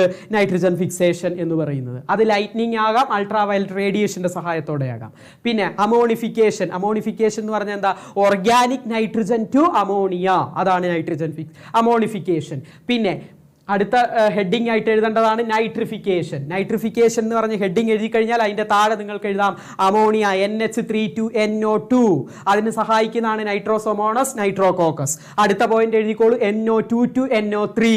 അതാണ് നൈട്രൈറ്റിനെ നൈട്രേറ്റ് ആക്കുന്നു. നൈട്രോബാക്ടർ, അവിടെ നൈട്രോബാക്ടറുടെ സഹായം. അപ്പോൾ അത് എളുപ്പം പഠിക്കാം. ഇങ്ങനെ ഷോർട്ട് നോട്ടാക്കി വെച്ചാൽ മതി, എളുപ്പം ഓർമ്മ വരും. ഇതൊക്കെ ഇങ്ങനെയാണ് ചോദിക്കുക. നൈട്രൈറ്റിനെ നൈട്രേറ്റ് ആക്കുന്ന bacteria, name a bacteria that helps in the conversion of nitrite to nitrate, Nitrobacter. Ammonia to nitrate ആക്കാൻ സഹായിക്കുന്ന നൈട്രജൻ. അല്ലെങ്കിൽ ചോദിക്കാവുന്നത് നൈട്രിഫിക്കേഷൻ ബാക്ടീരിയകളുടെ ഏതെങ്കിലും രണ്ട് നൈട്രിഫിക്കേഷൻ ബാക്ടീരിയയുടെ പേര് എഴുതാൻ ചോദിച്ചാൽ നൈട്രോബാക്ടർ, നൈട്രോസൊമോണസ്, നൈട്രോകോക്കസ് ഏതെങ്കിലും രണ്ടെണ്ണം നിങ്ങൾക്ക് എഴുതാം. എനി ടു ചോദിച്ചാൽ. ഓക്കെ, ഇത് ഇത്രയും നിങ്ങൾ ഇതിൽ ഓർത്തിരിക്കണം. പിന്നെ അവസാനം ഓർത്തിരിക്കേണ്ട ഒരു കാര്യമാണ് ഡീനൈട്രിഫിക്കേഷൻ. ഡീനൈട്രിഫിക്കേഷൻ ഓർത്തിരിക്കണം. ഡീനൈട്രിഫിക്കേഷൻ എന്ന് പറഞ്ഞാൽ എന്താണ്? നമ്മൾ ഈ പറഞ്ഞതുപോലെ ഈ നൈട്രൈറ്റിനെ അറ്റ്മോസ്ഫിയറിക് നൈട്രേറ്റ് ആയിട്ട് മാറ്റുന്നു. ഇത്രയും കാര്യം. 4 പോയിന്റ്. നൈട്രജൻ മെറ്റബോളിസം എന്ന് ഹെഡിങ് കൊടുക്കുക. അതിൽ ആദ്യത്തെ പോയിന്റ് നൈട്രജൻ ഫിക്സേഷൻ, അറ്റ്മോസ്ഫിയറിക് നൈട്രജനെ അമോണിയാക്കി മാറ്റുന്നു. അവിടെ ബ്രാക്കറ്റിൽ എഴുതാം ലൈറ്റ്നിങ് UV റേസ്. രണ്ടാമത്തെ പോയിന്റ് അമോണിഫിക്കേഷൻ, ഓർഗാനിക് നൈട്രജനെ നമ്മൾ എന്താക്കി മാറ്റുന്നു? അമോണിയാക്കി മാറ്റുന്നു. അവിടെ ഡീകമ്പോസിഷൻ പ്രോസസ്സാണ് നടക്കുന്നത്. പിന്നെ വരുന്നതാണ് നൈട്രിഫിക്കേഷൻ. നൈട്രിഫിക്കേഷൻ ഇവിടെ അമോണിയ ടു നൈട്രൈറ്റ്, താഴെ എഴുതാം nitrite to nitrate. Ammonia to നൈട്രേറ്റിൻ്റെ നേരെ ബ്രാക്കറ്റിൽ നിങ്ങൾക്ക് എഴുതാം നൈട്രോസൊമോണസ്, നൈട്രോകോക്കസ്. മറ്റതിൽ നൈട്രൈറ്റ് ടു നൈട്രേറ്റ്, ബ്രാക്കറ്റിൽ നിങ്ങൾക്ക് എഴുതാം നൈട്രോബാക്ടർ. അപ്പോൾ അതത്രയും കാര്യങ്ങൾ, അതത്ര ഒഴിവാക്കാൻ പാടില്ലാത്തതാണ്. അതുകൊണ്ടാണ് അങ്ങനെ സ്പെസിഫിക് ആയിട്ട് പറയുന്നത്. പിന്നെ അടുത്തതാണ് ഡീനൈട്രിഫിക്കേഷൻ. ഡീനൈട്രിഫിക്കേഷൻ എന്ന് പറഞ്ഞാൽ എന്താ? നൈട്രൈറ്റിനെ നമ്മൾ എന്ത് ചെയ്യുന്നു? അറ്റ്മോസ്ഫിയറിക് നൈട്രജൻ ആക്കി കൺവേർട്ട് ചെയ്യപ്പെടുന്നു. Okay, nitrogen metabolism. ഇതാണ് നൈട്രജൻ മെറ്റബോളിസത്തിൽ പഠിക്കേണ്ടത്. പിന്നെ ഇതിൽ നിങ്ങൾക്ക് കൂടുതലായിട്ട് സ്ട്രെസ് ചെയ്ത് പഠിക്കാൻ ഒരെണ്ണം തന്നിരിക്കുന്നത് ബയോളജിക്കൽ നൈട്രജൻ ഫിക്സേഷൻ ആണ്. ഓക്കെ, നൈട്രജൻ മെറ്റബോളിസം എന്തായിരുന്നു ഞാൻ പറഞ്ഞത്? ഒന്ന് നൈട്രിഫിക്കേഷൻ, പിന്നെ ammonification, first nitrogen fixation, ammonification, പിന്നെ നൈട്രിഫിക്കേഷൻ, ഡീനൈട്രിഫിക്കേഷൻ. 4 പോയിന്റ്. ഈ 4 പോയിന്റ് കർശനമാണ്, വളരെ ഇമ്പോർട്ടൻ്റ് ആയിട്ട് പഠിച്ചിരിക്കണം. ഓക്കെ, അതിനുപയോഗിക്കുന്ന ബാക്ടീരിയകളുടെ പേരും ഓക്കെ ആണല്ലോ. ഓക്കെ, അപ്പോൾ ഇനി നമുക്ക് അടുത്തത് ബയോളജിക്കൽ നൈട്രജൻ ഫിക്സേഷനിലേക്ക് പോകാം. ബയോളജിക്കൽ നൈട്രജൻ ഫിക്സേഷൻ ആ വാക്കിൽ തന്നെയുണ്ട്. നമ്മൾ എന്ത് ചെയ്യുന്നു? ബയോളജിക്കൽ ഓർഗാനിസത്തിന്റെ സഹായത്തോടെ നൈട്രജൻ ഫിക്സേഷൻ നടക്കുന്ന ഒരു പ്രോസസ്സിനെയാണ് ബയോളജിക്കൽ നൈട്രജൻ ഫിക്സേഷൻ എന്ന് പറയപ്പെടുന്നത്. ഇതിൽ നിങ്ങൾ പ്രധാനമായിട്ടും പഠിക്കേണ്ടത് leg haemoglobin, nitrogenase enzyme, leg ഹീമോഗ്ലോബിന്, പിന്നെ നിങ്ങൾ പഠിക്കേണ്ടത് നൊഡ്യൂൾ ഫോർമേഷൻ. ഈ 3 കാര്യങ്ങൾ പഠിച്ചാൽ മതി. ബയോളജിക്കൽ നൈട്രജൻ ഫിക്സേഷനിൽ ഈ 3 കാര്യങ്ങൾ പഠിച്ചാൽ എല്ലാ കാര്യങ്ങളും നിങ്ങൾക്ക് ക്ലിയർ കട്ടായിട്ട് ഓർമ്മ വരും. ഏതൊക്കെയാണ്? ഇതിനകത്ത് പ്രധാനമായിട്ട് ഈ 3 കാര്യങ്ങളാണ് നിങ്ങൾക്ക് പഠിക്കാനുള്ളത്.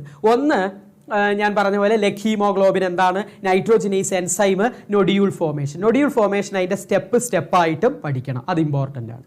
ഓക്കെ, അപ്പോൾ ഇവിടെ ബയോളജിക്കൽ നൈട്രജൻ ഫിക്സേഷനിലേക്ക് ഞാൻ കടക്കുമ്പോൾ ഇവിടെ ഞാൻ പറയുന്നു നൈട്രജൻ ഫിക്സേഷൻ എന്തിൻ്റെ സഹായത്തോടെയാണ്, ബയോളജിക്കൽ ഓർഗാനിസത്തിൻ്റെ സഹായത്തോടെയാണ് ആ പ്രോസസ്സ് നടക്കുന്നത് അല്ലേ. അപ്പോൾ ഇവിടെ എങ്ങനെയാണെന്ന് വെച്ച് കഴിഞ്ഞാൽ ലെഗുമിനസ് പ്ലാന്റ്, ഈ പയർ ചെടികളിലൊക്കെ നമ്മൾ കൊച്ചു ക്ലാസ്സിൽ തൊട്ടേ പഠിച്ചിട്ടുണ്ട്. അവരുടെ അവരുടെ റൂട്ടിൽ ഒരു ബാക്ടീരിയ ഉണ്ട്, ആ ബാക്ടീരിയനെ പറയുന്ന പേരാണ് റൈസോബിയം. ഈ റൈസോബിയം ബാക്ടീരിയ എന്ത് ചെയ്യുന്നുണ്ട്, ലെഗുമിനസ് പ്ലാന്റ്സിൽ ഒരു റൂട്ട് നൊഡ്യൂൾസ് ഫോം ചെയ്തിട്ട്, നിങ്ങൾ പയർ ചെടിയൊക്കെ എടുത്തു കഴിഞ്ഞാൽ കാണാം അതിൻ്റെ റൂട്ടിൻ്റെ അവിടെ ഇങ്ങനെ ബൾജ് ചെയ്തിട്ടുള്ള ഒരു പോർഷൻ, അതിനെയാണ് നമ്മൾ റൂട്ട് നൊഡ്യൂൾസ് എന്ന് പറയുന്നത്. അവിടെ ഈ റൈസോബിയം ബാക്ടീരിയ ഉണ്ടായിരിക്കും. റൈസോബിയം ബാക്ടീരിയയുടെ സഹായത്തോടെയാണ് അറ്റ്മോസ്ഫിയറിക് നൈട്രജനെ അതെന്തായി നൈട്രൈറ്റും നൈട്രേറ്റും ഒക്കെ ആക്കി മാറ്റാൻ സഹായിക്കുന്നത് എന്ന് നമ്മൾ കൊച്ചു ക്ലാസ്സിൽ തൊട്ട് പഠിച്ചിട്ടുണ്ട്. ഇവിടെ നമ്മൾ ഒരു കാര്യം കൂടെ പഠിക്കുന്നു, ഈ നോൺ ലെഗുമിനസ് പ്ലാന്റ്സിലും ഇതുപോലെ നൈട്രജൻ ഫിക്സേഷന് സഹായിക്കുന്ന ഒരു ബാക്ടീരിയ ഉണ്ട്, ഫ്രാങ്കെ എന്നാണ് ആ ബാക്ടീരിയയുടെ പേര്. അപ്പോൾ ലെഗുമിനസ് പ്ലാന്റ്സിലാകുമ്പോൾ റൈസോബിയം ബാക്ടീരിയയും നോൺ ലെഗുമിനസ് പ്ലാന്റ്സിലാകുമ്പോൾ ഫ്രാങ്കെ എന്ന് പറയുന്ന രണ്ട് ബാക്ടീരിയകൾ, ഇവരുടെ രണ്ടുപേരുടെയും സഹായമാണ് നമ്മളിവിടെ ഉപയോഗിക്കുന്നത് ബയോളജിക്കൽ നൈട്രജൻ ഫിക്സേഷന്. അപ്പോൾ ലെഗുമിനസ് പ്ലാന്റ് ആകുമ്പോൾ അവിടെ എന്തായിരിക്കും, rhizobium bacteria, non leguminous plants ആണെങ്കിൽ ഫ്രാങ്കെ എന്ന് പറയുന്ന ബാക്ടീരിയ. അത് രണ്ടും ഒന്ന് ഓർത്തിരിക്കുക. അതാണ് first step. Biological nitrogen fixation heading എഴുതി കഴിഞ്ഞാൽ ഫസ്റ്റ് സ്റ്റെപ്പിൽ നിങ്ങൾ ഓർത്തിരിക്കേണ്ടത് ഒന്ന് എന്താണ്, ലെഗുമിനസ് പ്ലാന്റ്സിൽ കാണുന്ന റൈസോബിയം, നോൺ ലെഗുമിനസ് പ്ലാന്റ്സിൽ കാണുന്ന ഫ്രാങ്ക്. ഇനി അടുത്ത് നമ്മൾ പഠിക്കാൻ പോകുന്നത് leg haemoglobin, nitrogenase enzyme, nodule ഫോർമേഷനുമാണ്. അതിൽ ഈ നൊഡ്യൂളിൻ്റെ പോർഷൻ നമ്മൾ മുറിച്ച് നോക്കുമ്പോൾ അവിടെ ചിലപ്പോൾ റെഡ് അല്ലെങ്കിൽ പിങ്ക് കളർ കാണാൻ പറ്റും. അത് കാരണം ആരാണ്, ഈ ലെഗ് ഹീമോഗ്ലോബിൻ ഉള്ളത് കൊണ്ടാണ്. ലെഗുമിനസ് ഹീമോഗ്ലോബിൻ അല്ലെങ്കിൽ ലെഗ് ഹീമോഗ്ലോബിൻ, ഇതിന് വേറൊരു പേരും കൂടെയുണ്ട്, ഓക്സിജൻ സ്കാവഞ്ചർ എന്നാണ് അതിൻ്റെ പേര്. അത് ഞാൻ അങ്ങോട്ട് വരുമ്പോൾ പറയാം, അവിടെ ഇരിക്കട്ടെ, ഇപ്പോൾ അത് അവിടെ ഇരിക്കട്ടെ. അപ്പം ലെഗ് ഹീമോഗ്ലോബിൻ, അതിന് മുമ്പായിട്ട് നമുക്ക് നൊഡ്യൂൾ ഫോർമേഷൻ ഡിസ്കസ് ചെയ്യാം. നൊഡ്യൂൾ ഫോർമേഷൻ അതിൻ്റെ സ്റ്റെപ്പായിട്ട് ഓർത്തിരിക്കണം. ഒന്ന് എന്ത് ചെയ്യുന്നു, ഫസ്റ്റ് സ്റ്റെപ്പ് റൈസോബിയം വന്നിട്ട് റൂട്ട് എപ്പിഡെർമിസിൻ്റെ അടുത്ത് മൾട്ടിപ്ലൈ ചെയ്ത് കോളനി ആയിട്ട് മാറും. റൂട്ടിൻ്റെ എപ്പിഡെർമൽ റീജിയനിൽ വന്നിട്ട് റൈസോബിയം എന്ത് ചെയ്യുന്നു, മൾട്ടിപ്ലൈ ചെയ്ത് കോളനി ആയിട്ട് മാറും. അതാണ് ഫസ്റ്റ് സ്റ്റെപ്പ്. രണ്ടാമത്തെ സ്റ്റെപ്പ് എങ്ങനെയായിരിക്കും, ഈ റൂട്ട് എപ്പിഡെർമിസിൽ നിന്ന് റൂട്ട് ഹെയർ ഫോം ചെയ്തിട്ടുണ്ട് അല്ലേ, ആ റൂട്ട് ഹെയർ എന്ത് ചെയ്യാൻ തുടങ്ങും, കേൾ ചെയ്യാൻ തുടങ്ങും. റൂട്ട് ഹെയർ കേൾ ചെയ്യാൻ തുടങ്ങുമ്പോൾ ഈ ബാക്ടീരിയ ഈ റൂട്ട് ഹെയർ വഴി എന്ത് ചെയ്യുന്നു, ഈ റൂട്ടിൻ്റെ ഉള്ളിലേക്ക് കയറുന്നു. അപ്പോൾ ഫസ്റ്റ് റൈസോബിയം വന്നിട്ട് റൂട്ട് എപ്പിഡെർമിസിൽ കോളനൈസ് ചെയ്യും, റൂട്ട് എപ്പിഡെർമിസിൻ്റെ അടുത്ത് വന്ന് കോളനൈസ് ചെയ്യും. രണ്ടാമത് റൂട്ട് ഹെയർ കേൾ ചെയ്യും, അതിൻ്റെ ഭാഗമായിട്ട് ബാക്ടീരിയ ഇതിൻ്റെ ഉള്ളിലേക്ക് കയറുന്നു. ഇതൊരു ഇൻഫെക്ഷ്യസ് ത്രെഡിൻ്റെ രൂപത്തിലാണ് ഉള്ളിൽ കയറുന്നത്. ആ ഇൻഫെക്ഷ്യസ് ത്രെഡ് ഈ റൂട്ടിൻ്റെ കോർട്ടക്സിൽ എത്തിക്കഴിയുമ്പോൾ അതിൽ നിന്നും ബാക്ടീരിയനെ റിലീസ് ചെയ്യും. ആ റിലീസ് ചെയ്യുന്ന ബാക്ടീരിയ ഈ കോർട്ടക്സിലെ സെൽസുകളെയൊക്കെ നൊഡ്യൂൾ സെൽസുകളാക്കി മാറ്റും. ഇതാണ് സ്റ്റെപ്പ് നൊഡ്യൂൾ ഫോർമേഷൻ. വളരെ സിമ്പിൾ. ഒന്ന് റൈസോബിയം വന്നിട്ട് എന്ത് ചെയ്യുന്നു, റൂട്ടിൻ്റെ എപ്പിഡെർമൽ റീജിയനിൽ വന്നിട്ട് അക്യൂമുലേറ്റ് ചെയ്യുന്നു അല്ലെങ്കിൽ കോളനൈസ് ചെയ്യുന്നു. അതിൻ്റെ ഭാഗമായിട്ട് റൂട്ട് ഹെയർ ഒന്ന് കേൾ ചെയ്യും. റൂട്ട് ഹെയർ കേൾ ചെയ്യുമ്പോൾ ബാക്ടീരിയ അതിൻ്റെ ഉള്ളിലേക്ക് കയറും. ബാക്ടീരിയ ഉള്ളിലേക്ക് കയറുന്ന ഒരു ഇൻഫെക്ഷ്യസ് ത്രെഡിൻ്റെ രൂപത്തിലാണ്. ആ ഇൻഫെക്ഷ്യസ് ത്രെഡ് എന്ത് ചെയ്യുന്നു, റൂട്ട് കോർട്ടക്സിലേക്ക് എത്തുന്നു. ആ റൂട്ട് കോർട്ടക്സിൽ എത്തിക്കഴിയുമ്പോൾ ഈ ഇൻഫെക്ഷ്യസ് ത്രെഡിൽ നിന്ന് ബാക്ടീരിയ റൂട്ട് കോർട്ടക്സ് സെൽസിലേക്ക് കയറും. അങ്ങനെ ആ നൊഡ്യൂൾ ഫോർമേഷൻ, റൂട്ട് കോർട്ടക്സിൽ നൊഡ്യൂൾ ഫോർമേഷൻ നടക്കും. ഇതാണ് നൊഡ്യൂൾ ഫോർമേഷൻ. അത് ഇമ്പോർട്ടൻ്റ് ആണ്. അപ്പോൾ നിങ്ങൾ ബയോളജിക്കൽ നൈട്രജൻ ഫിക്സേഷൻ എന്ന് ഹെഡിങ് കൊടുത്താൽ ആദ്യത്തെ പോയിന്റ് നമ്മൾ എഴുതിയത് റൈസോബിയം 2 കുത്തിട്ടിട്ട് ലെഗുമിനസ് പ്ലാന്റ്, ഫ്രാങ്കെ 2 കുത്തിട്ടിട്ട് നോൺ ലെഗുമിനസ് പ്ലാന്റ്. പിന്നെ അടുത്ത point nodule formation. First step എന്തായിരുന്നു, Rhizobium multiplies and colonise at the epidermis of cortex. Rhizobium എന്ത് ചെയ്യുന്നു, മൾട്ടിപ്ലൈ ചെയ്തൊരു കോളനി പോലെ എപ്പിഡെർമിസിൻ്റെ ചുറ്റിനും വളരുന്നു. രണ്ടാമത് റൂട്ട് ഹെയർ കേൾ ചെയ്യുന്നു, ബാക്ടീരിയ അതിൻ്റെ ഉള്ളിലേക്ക് കയറുന്നു. മൂന്നാമത്തത് എന്താണ്, ഇൻഫെക്ഷ്യസ് ത്രെഡ് എന്ത് ചെയ്യുന്നു, റൂട്ട് കോർട്ടക്സിലേക്ക് പ്രവേശിക്കുന്നു. എന്നിട്ട് ആ ഇൻഫെക്ഷ്യസ് ത്രെഡിൽ നിന്ന് ബാക്ടീരിയ റൂട്ട് കോർട്ടക്സ് സെൽസിലേക്ക് പ്രവേശിക്കുന്നു. അങ്ങനെ നൊഡ്യൂൾ ഫോർമേഷൻ നടക്കുന്നു. Last step nodule formation starts in the cortex of root. ഈ പോയിന്റ് നൊഡ്യൂൾ ഫോർമേഷൻ്റെ 3 പോയിന്റ്. ഓക്കെ, ഇനിയും ഒരു കാര്യം ഓർത്തിരിക്കുക, ഈ റൈസോബിയം ഈ ഫ്രാങ്കയും എല്ലാം എന്താണ്, ഫ്രീ ലിവിങ് ബാക്ടീരിയ കൂടിയാണ്. അവർക്ക് സ്വതന്ത്രമായിട്ട് ഈ പ്ലാന്റിൻ്റെ ശരീരത്തിൽ അറ്റാച്ച് ചെയ്ത് സിംബയോട്ടിക് ആയിട്ടല്ലാതെ തന്നെ അവർക്ക് സ്വതന്ത്രമായിട്ടും ജീവിക്കാൻ പറ്റും. പക്ഷേ സിംബയോട്ടിക് ആയിട്ട് വരുമ്പോൾ മാത്രമേ അവർക്ക് അറ്റ്മോസ്ഫിയറിക് നൈട്രജനെ ഫിക്സ് ചെയ്യാൻ പറ്റുള്ളൂ. ഫ്രീ ആയിട്ട് സോയിലിൽ റൈസോബിയം തന്നെ നിൽക്കുകയാണ്, അല്ലെങ്കിൽ ഫ്രാങ്കെ തന്നെ നിൽക്കുകയാണെങ്കിൽ അവർക്ക് നൈട്രജൻ ഫിക്സ് ചെയ്യാനുള്ള കഴിവുണ്ടാവില്ല. അവർ ഈ ലെഗുമിനസ് പ്ലാന്റും നോൺ ലെഗുമിനസ് പ്ലാന്റ്സും ഒക്കെ ആയിട്ട് അസോസിയേറ്റ് ചെയ്യുമ്പോൾ മാത്രം, അതിൻ്റെ റൂട്ടുമായിട്ട് അസോസിയേറ്റ് ചെയ്യുമ്പോൾ മാത്രമേ അവയ്ക്ക് എന്ത് ചെയ്യാൻ പറ്റുള്ളൂ, നൈട്രജൻ ഫിക്സേഷന് കപ്പാസിറ്റി ഉണ്ടാവുള്ളൂ. ഓക്കെ, ഇനി അതെന്തുകൊണ്ടാണെന്നാണ് പറയാൻ പോകുന്നത്. അപ്പോൾ ഈ നൈട്രജൻ ഫിക്സേഷന് ഹെൽപ്പ് ചെയ്യുന്ന ഒരു എൻസൈമാണ് നൈട്രോജിനേസ് എൻസൈം. ഈ നൈട്രോജിനേസ് എൻസൈമിൻ്റെ സഹായത്തോടെയാണ്, ഈ നൈട്രോജിനേസ് എൻസൈം റൈസോബിയത്തിൻ്റെയും അതുപോലെ തന്നെ ഫ്രാങ്കയുടെയും ശരീരത്തിലുണ്ട്. ഈ നൈട്രോജിനേസ് എൻസൈമിൻ്റെ സഹായത്തോടെയാണ് അവരെന്ത് ചെയ്യുന്നത്, അറ്റ്മോസ്ഫിയറിക് നൈട്രജനെ നൈട്രേറ്റും ഒക്കെ പ്ലാന്റിന് അബ്സോർബ് ചെയ്യാൻ പറ്റുന്ന രൂപത്തിലാക്കി മാറ്റുന്നത്. അത് നൈട്രോജിനേസ് എൻസൈമിൻ്റെ സഹായത്തോടെയാണ്. ഇനിയും ഈ നൈട്രോജിനേസ് എൻസൈമിന് ഒരു പ്രത്യേകതയുണ്ട്, അത് ഓക്സിജന്റെ പ്രസൻസിൽ പ്രവർത്തിക്കത്തില്ല. ഓക്സിജന്റെ പ്രസൻസിൽ എന്ത് ചെയ്യില്ല, അത് പ്രവർത്തിക്കില്ല, ഇനാക്റ്റീവ് ആയി പോകും. ഓക്സിജൻ ഉള്ളപ്പോൾ അത് ഇനാക്റ്റീവ് ആണ്. അതിനൊരു അനൈറോബിക് കണ്ടീഷൻ വേണം. അനൈറോബിക് കണ്ടീഷനിൽ മാത്രമേ നൈട്രോജിനേസ് എൻസൈം പ്രവർത്തിക്കത്തുള്ളൂ. അപ്പോൾ ഈ നൈട്രോജിനേസ് എൻസൈമിന് ആ ഒരു കണ്ടീഷൻ പ്രൊവൈഡ് ചെയ്യാൻ സഹായിക്കുന്ന ആളുകളാണ് ലെഗ് ഹീമോഗ്ലോബിൻ. ലെഗ് ഹീമോഗ്ലോബിൻ എന്ത് ചെയ്യുന്നു, ഈ ഓക്സിജനെ മുഴുവൻ വലിച്ചെടുത്തിട്ട് അവിടെ ഒരു അനൈറോബിക് കണ്ടീഷൻ ക്രിയേറ്റ് ചെയ്യും. ആ അനൈറോബിക് കണ്ടീഷൻ്റെ സഹായത്തോടെയാണ് അറ്റ്മോസ്ഫിയറിക് നൈട്രജൻ എന്താക്കി മാറ്റുന്നത്, അമോണിയ ആയിട്ട് കൺവേർട്ട് ചെയ്യുന്നത്. ഓക്കെ, അപ്പോൾ നൈട്രോജിനേസ് എൻസൈം ഇനാക്റ്റീവ് ആയിരിക്കും ഇത് ഫ്രീ ലിവിങ് ആകുമ്പോൾ. കാരണം എന്താ, ബാക്ടീരിയ രണ്ടും എയറോബിക് ബാക്ടീരിയകളാണ്. അവർ ഫ്രീ ലിവിങ് ആകുമ്പോൾ ഓക്സിജൻ വലിച്ചെടുക്കും. ഓക്സിജന്റെ പ്രസൻസിലാണ് അവർ ലീവ് ചെയ്യുന്നത്, ഫ്രീ ലിവിങ് ആണ്. അപ്പോൾ ആ സമയത്ത് ഓക്സിജന്റെ പ്രസൻസിൽ നൈട്രോജിനേസ് ബാക്ടീരിയ ഇനാക്റ്റീവ് ആകും. നേരെ മറിച്ച് ഇവർ പ്ലാന്റിന്റെ റൂട്ടിലേക്ക് കയറുമ്പോൾ അവിടെ എന്തുണ്ട്, ലെഗ് ഹീമോഗ്ലോബിൻ ഉണ്ട്. ആ ലെഗ് ഹീമോഗ്ലോബിന്റെ സഹായത്തോടെ ഈ ഓക്സിജന്റെ പ്രസൻസ് കുറയും. ഓക്സിജൻ മുഴുവൻ ഈ ലെഗ് ഹീമോഗ്ലോബിൻ വലിച്ചെടുക്കും. അതുകൊണ്ടാണ് ഇതിനെ ഓക്സിജൻ സ്കാവഞ്ചർ എന്ന് പറയുന്നത്. ഓക്സിജൻ സ്കാവഞ്ചേഴ്സ് എന്ന് പറയും ലെഗ് ഹീമോഗ്ലോബിനെ. അപ്പോൾ ലെഗ് ഹീമോഗ്ലോബിൻ വലിച്ചെടുക്കുന്നു, നൈട്രോജിനേസ് എൻസൈം അപ്പോൾ ആക്ടിവേറ്റ് ആകും. ഓക്സിജന്റെ പ്രസൻസ് ഇല്ല അവിടെ, ഓക്സിജൻ കുറഞ്ഞു, അവിടെ അനൈറോബിക് കണ്ടീഷനായി. അപ്പോൾ നൈട്രോജിനേസ് എൻസൈം ആക്ടിവേറ്റ് ആയി. അപ്പോൾ ഇവിടെ നിങ്ങൾ അടുത്ത പോയിന്റ്, ഇപ്പോൾ നൊഡ്യൂൾ ഫോർമേഷൻ എഴുതി, അടുത്ത പോയിന്റ് നൈട്രോജിനേസ് എൻസൈം എന്താണ്, enzyme that helps in the conversion of atmospheric nitrogen to ammonia. Atmospheric നൈട്രജനെ അമോണിയ ആയിട്ട് കൺവേർട്ട് ചെയ്യാൻ സഹായിക്കുന്ന എൻസൈമാണ് നൈട്രോജിനേസ് എൻസൈം. ഇനിയോ ഇത് എന്താണ്, it requires an anaerobic condition, അല്ലെങ്കിൽ it inactivate in the presence of oxygen. ഓക്സിജന്റെ പ്രസൻസിൽ അത് ഇനാക്റ്റീവ് ആയിട്ട് പോകും. നൈട്രോജിനേസ് എൻസൈമിന്റെ 2 പോയിന്റ്. ലെഗ് ഹീമോഗ്ലോബിൻ ആണ് ഇനി അടുത്തത് എഴുതേണ്ടത്. ലെഗ് ഹീമോഗ്ലോബിൻ എന്ന് പറഞ്ഞാൽ it is called oxygen scavenger. It is called oxygen scavenger. Why it is called oxygen scavenger? ചിലപ്പോൾ ചോദിക്കാം, എന്താണ്, it protect the nitrogenase enzyme by absorbing oxygen. ഓക്സിജനെ അബ്സോർബ് ചെയ്തിട്ട് ആ നൈട്രോജിനേസ് എൻസൈമിന് ഒരു അനൈറോബിക് കണ്ടീഷൻ പ്രൊവൈഡ് ചെയ്യും. നൊഡ്യൂൾസിൻ്റെ ഉള്ളിലാണ് ഈ നൈട്രോജിനേസ് എൻസൈം വരുന്നത്. അപ്പോൾ ആ നൊഡ്യൂൾസിൻ്റെ ഉള്ളിൽ എന്ത് വരാൻ പാടില്ല, ഓക്സിജന്റെ പ്രസൻസ് വരാൻ പാടില്ല.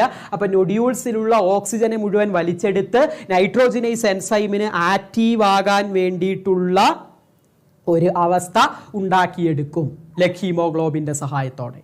അത്രയും കാര്യം ഓർത്തിരിക്കുക. പിന്നെ ഇവിടെ ഒരു അമോണിയ പ്രൊഡ്യൂസ് ചെയ്യുന്നതിന് വേണ്ടി 8 ATP മോളിക്യൂൾസ് ആവശ്യമാണ്. ഓക്കെ, ഇത്രയും കാര്യമാണ് ബയോളജിക്കൽ നൈട്രജൻ ഫിക്സേഷനിൽ ഓർത്തിരിക്കേണ്ടത്. ഞാൻ ഒന്നും കൂടെ പറയാം. ബയോളജിക്കൽ നൈട്രജൻ ഫിക്സേഷനിൽ ആദ്യം നിങ്ങൾ ഓർത്തിരിക്കേണ്ടത് Rhizobium leguminous plant association, Frankia non leguminous plant association. പിന്നെ നൊഡ്യൂൾ ഫോർമേഷൻ. എങ്ങനെയായിരുന്നു നൊഡ്യൂൾ ഫോം ചെയ്തത്? ഈ റൈസോബിയം ബാക്ടീരിയ വന്നിട്ട് റൂട്ട് എപ്പിഡെർമിസിൽ അക്യൂമുലേറ്റ് ചെയ്യുന്നു. അതാണ് ഫസ്റ്റ് സ്റ്റെപ്പ്. രണ്ടാമത്തെ സ്റ്റെപ്പ് റൂട്ട് കെയർ, കേളി ചെയ്യുന്നതിൻ്റെ കൂട്ടത്തിൽ ബാക്ടീരിയ റൂട്ടിൻ്റെ ഉള്ളിലേക്ക് പ്രവേശിക്കുന്നു. പിന്നെയോ ഇൻഫെഷ്യസ് ത്രെഡ്. മൂന്നാമത്തെ പോയിന്റ്, ഇൻഫെഷ്യസ് ത്രെഡ് റൂട്ട് കോർട്ടക്സിൽ എത്തുന്നു. അവിടെ വെച്ച് ബാക്ടീരിയ അതിലേക്ക് റിലീസ് ചെയ്യപ്പെടുന്നു. നാലാമത്തെ പോയിന്റ്, റൂട്ട് കോർട്ടക്സിൽ വെച്ച് നൊഡ്യൂൾ ഫോർമേഷൻ നടക്കുന്നു. ഈ 4 പോയിന്റുകളാണ് നൊഡ്യൂൾ ഫോർമേഷൻ. അതിൻ്റെ ഓർഡറിൽ പഠിച്ചു വെച്ചിരിക്കണം. ആ ഓർഡറിൽ അത് ചോദിക്കും. അത് ഓർഡർ തെറ്റിച്ച് തന്നിട്ട് ഓർഡറിൽ എഴുതാനോ അല്ലെങ്കിൽ അതിൻ്റെ കറക്റ്റ് ഓർഡറിൽ എഴുതാനായിരിക്കും പറയാം. പിന്നെ നിങ്ങൾ അടുത്തത് ഓർത്തിരിക്കേണ്ടത് നൈട്രോജിനേസ് എൻസൈമാണ്. നൈട്രോജിനേസ് എൻസൈമിൻ്റെ സഹായത്തോടെയാണ് അറ്റ്മോസ്ഫിയറിക് നൈട്രജനെ അമോണിയാക്കി മാറ്റുന്നത്. ഈ നൈട്രോജിനേസ് എൻസൈം ഒരു അനൈറോബിക് എൻസൈമാണ്, അതായത് ഓക്സിജൻ്റെ പ്രസൻസിൽ ഇത് ഇനാക്റ്റീവായി പോകും. പിന്നെ നമ്മൾ ഓർക്കേണ്ടത് ലഖീമോഗ്ലോബിനാണ്. ലഖീമോഗ്ലോബിനെ ഓക്സിജൻ സ്കാവഞ്ചർ എന്നാണ് വിളിക്കാറ്. അതെന്തുകൊണ്ടാണെന്ന് വെച്ചാൽ നൊഡ്യൂൾ സെൽസിലുള്ള ഓക്സിജനെ മുഴുവൻ ഇത് വലിച്ചെടുത്തിട്ട് ഈ നൈട്രോജിനേസ് എൻസൈമിന് ആക്റ്റീവ് ആകാനുള്ളൊരു അവസരം അവിടെ ഉണ്ടാക്കി കൊടുക്കുന്നു. പിന്നെ ഒരു അമോണിയ പ്രൊഡ്യൂസ് ചെയ്യുന്നതിന് വേണ്ടിയിട്ട് 8 ATP മോളിക്യൂൾസ് യൂട്ടിലൈസ് ചെയ്യുന്നു. അത്രയും വലിയൊരു ഹൈ എനർജി ആവശ്യമുള്ള ഒരു പ്രോസസ്സാണ് ബയോളജിക്കൽ നൈട്രജൻ ഫിക്സേഷൻ. അപ്പം ഇന്ന് നമ്മൾ 3 പ്രധാനപ്പെട്ട ചാപ്റ്ററുകൾ പറഞ്ഞു. ഞാൻ ഒന്നും കൂടെ ആ 3 പ്രധാനപ്പെട്ട ചാപ്റ്ററുകളിൽ ഓർത്തിരിക്കേണ്ടത് പറയാം. ഒന്ന് ബയോളജിക്കൽ ക്ലാസിഫിക്കേഷൻ, RH വിറ്റാക്കറിൻ്റെ കോൺട്രിബ്യൂഷൻ, അതിൻ്റെ ക്രൈറ്റീരിയ. പിന്നെ നമ്മൾ പറഞ്ഞതെന്തായിരുന്നു? ഫംഗസിൻ്റെ കേസ്, സീനോസൈറ്റിക് ഹൈഫെ ഓർത്തിരിക്കണം, പക്സീനിയയുടെ കാര്യം ഓർത്തിരിക്കണം, പെൻസീലിയത്തിൻ്റെ കാര്യം ഓർത്തിരിക്കണം.